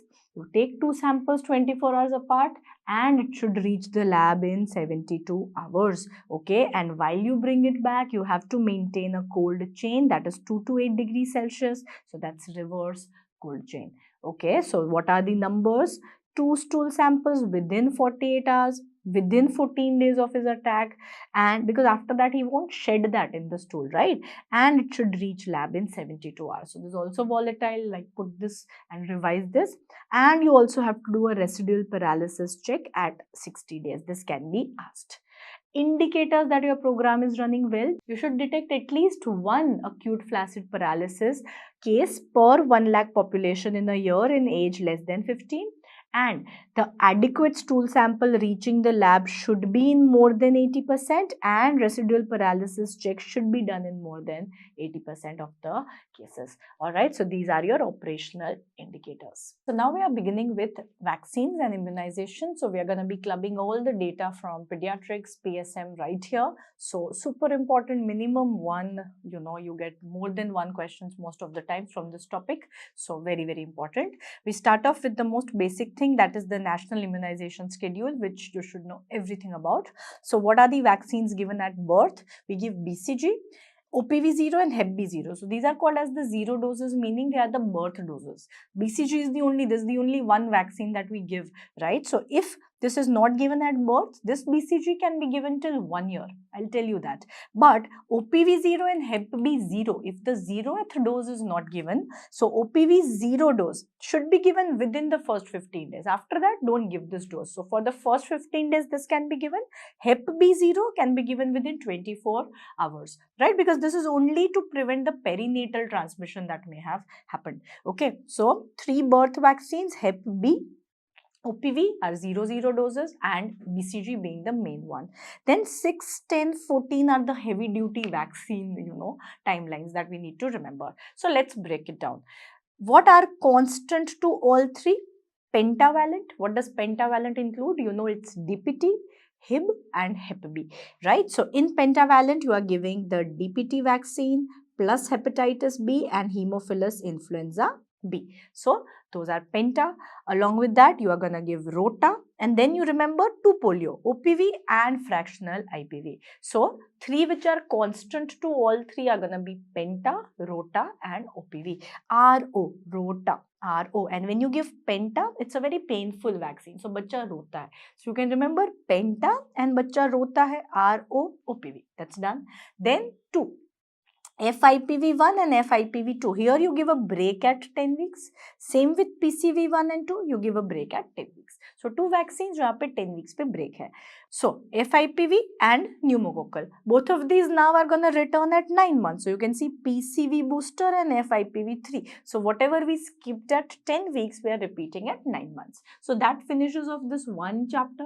Then very important, 9 months, we give measles, right? So measles or MR, and we give vitamin A starting from this point every 6 monthly we are going to give. So vitamin A, story over before it started. Okay, so I've given MR1 and along with that GE1. Now, J is not a national vaccine. It is regional vaccine. So, this is given in the North Indian belt, which is endemic for Japanese encephalitis. So, remember that. So, measles, and now at 16 to 24 months, again we give both of those. And I give the booster of DPT and OPV, right? Then 5 to 6 years, again we give DPT second booster, and 10 and 16 we give TD, which is again repeated in pregnancy. So, pregnancy story we've covered in OPS, right? So, let's repeat, try and revise and do active recall right here, right now. BCG, OPV0, Hep B0. 6, 10, 14, Penta, bachcha rota hai, OPV. 6 and 14, I am also adding what? FIPV and PCV. Two more of these, so FIPV and PCV booster I'm going to give at 9 months along with mRNA. mRNA again I'm going to give the second dose at 16 to 24, and I'll give two boosters. One was the OPV booster, one was DPT booster. One more DPT booster, 5 years. So if I ask you by 5 years, how many DPT shots would a child have gotten? 3 penta wale and 2 boosters, so total 5. So 5 by 5 is how you can remember this entire schedule. So when to give is sorted. How to give, how much to give. Let's do that. And there, who's going to help us? Our vaccine man. Do you remember in Obs Gynae, somebody has said, hey, I am, yes, HCG, alpha fetoprotein, estriol, inhibin A. And we were like, who is this? So now the identity is getting revealed. I am BJ. So remember, I am BJ. What does that mean? So first of all, draw a vaccine man, however you like him. So 2 hands, 2 legs. This is right side, this is left side, this is right thigh, left thigh. So right arm, left arm. Here we remember, I am BJ. What does this mean? So this is what is going to be IPV, MR, BCG, J. Okay, so whatever vaccines are top of the list, both of these are given intradermal. Okay, so this is given intradermal, this is given intradermal. Second on the list are given subcute. Only intradermal is going to be 0.1 ml, right? So only intradermal is 0.1. Every other vaccine, subcute and intramuscular, is 0.5. So we need not write that. Okay, so far so good. I am BJ, IPV, BCG, intradermal, MR, J, and here I am talking about live J. Now we have replaced it with killed J in the schedule, but for completion's sake, live J is subcute. Okay, few more clarifications now. So BCG, when I say intradermal 0.1 ml, here you have to remember, for the first 1 month, because the baby's skin is going to be very thin, I'm going to give half of this dose, 0.05 ml. Right, so anybody who's getting it at birth, 0.05, after that 0.1 ml. The BCG scar will take up to 8 to 12 weeks to develop, so you need not worry that there's no scar. Okay, there's also a question that there's an older child with no scar but has gotten the vaccine. You don't have to repeat it, you just reassure, sometimes the scar doesn't even develop.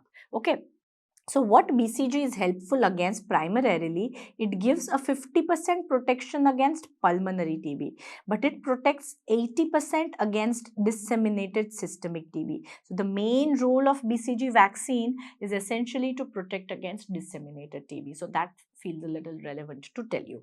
Now, at 9 months we saw we were giving MR and I was giving FIPV3. Now, baby is not going to get two vaccines in one hand, not going to allow us, isn't it? So, that's why FIPV, I can modify this to say FIPV 1 and 2 are going to be in the right arm. FIPV3, I'm going to give in the left arm. So, that's just for, you can just remember that. So, they can ask you FIPV3 is given where? So, left arm, because that question is such a wonderful question that also tests that FIPV3 is with MR, MR is in the right arm, right? So, that's a good question.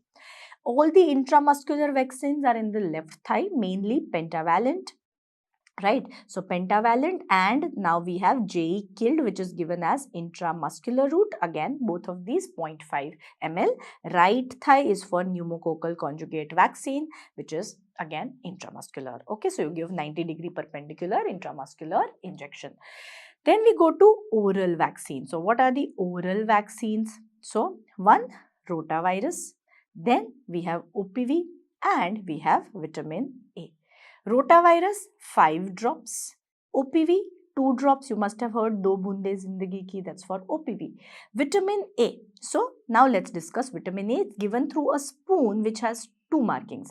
Inner marking is 1 lakh international unit, outer marking is 2 lakh. So how we give vitamin A? Let's discuss. So we are gonna give the first dose at 9 months, which is 1 lakh international units, and after that till 5 years every 6 monthly. So how many doses? 8 doses, right? So till 5 years we are gonna give 8 more doses. So those become 8 twos are 16 lakh units, because I'm going to now give 2 lakh each. So those are 16 lakh units. So a total of 17 lakh international units of vitamin A we would have given by 5 years of age. Okay, so this is about IM, BJ, when to give, where to give. So that takes care of everything.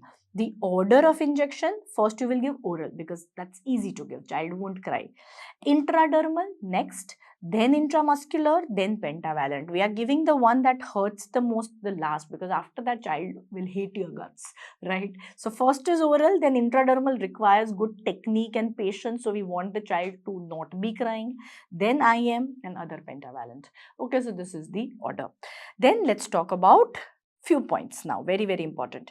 Fully immunized child, the definition, FOSSEFA. This is a child who has gotten all the vaccines of the first 1 year. This is assessed at 12 to 23 months. Remember cluster sampling, 12 to 23 months. Completely immunized child is a child who has received all the vaccines till 2 years. Essentially the booster he has gotten, the first DPT booster, and this is assessed at 5 years. Okay, so it's just theory. Then you have to discuss one more point, that immunoglobulins shouldn't be given at the same time with the vaccine. There are two exceptions, hepatitis B and tetanus. In both of these you must have learned, right? We have learned this in tetanus and in GI in hepatitis, that we can give immunoglobulin and vaccine at the same setting. Rabies technically also is an exception, but rabies I don't give IV. We do local infiltration of the immunoglobulin. So that's why this is a direct line from PARC, and rabies is not considered a contraindication. Now, let's say a child presents late. Okay, so this is very, very important. All of these vaccines can only be given till 1 year. But don't remember, because see, they are not going to give you a 1-year child. They are going to give you an 18-month-old child. Why remember what you cannot give? Yeah, so they can't ask a child younger than 1 year. Why? Because then you can give everything.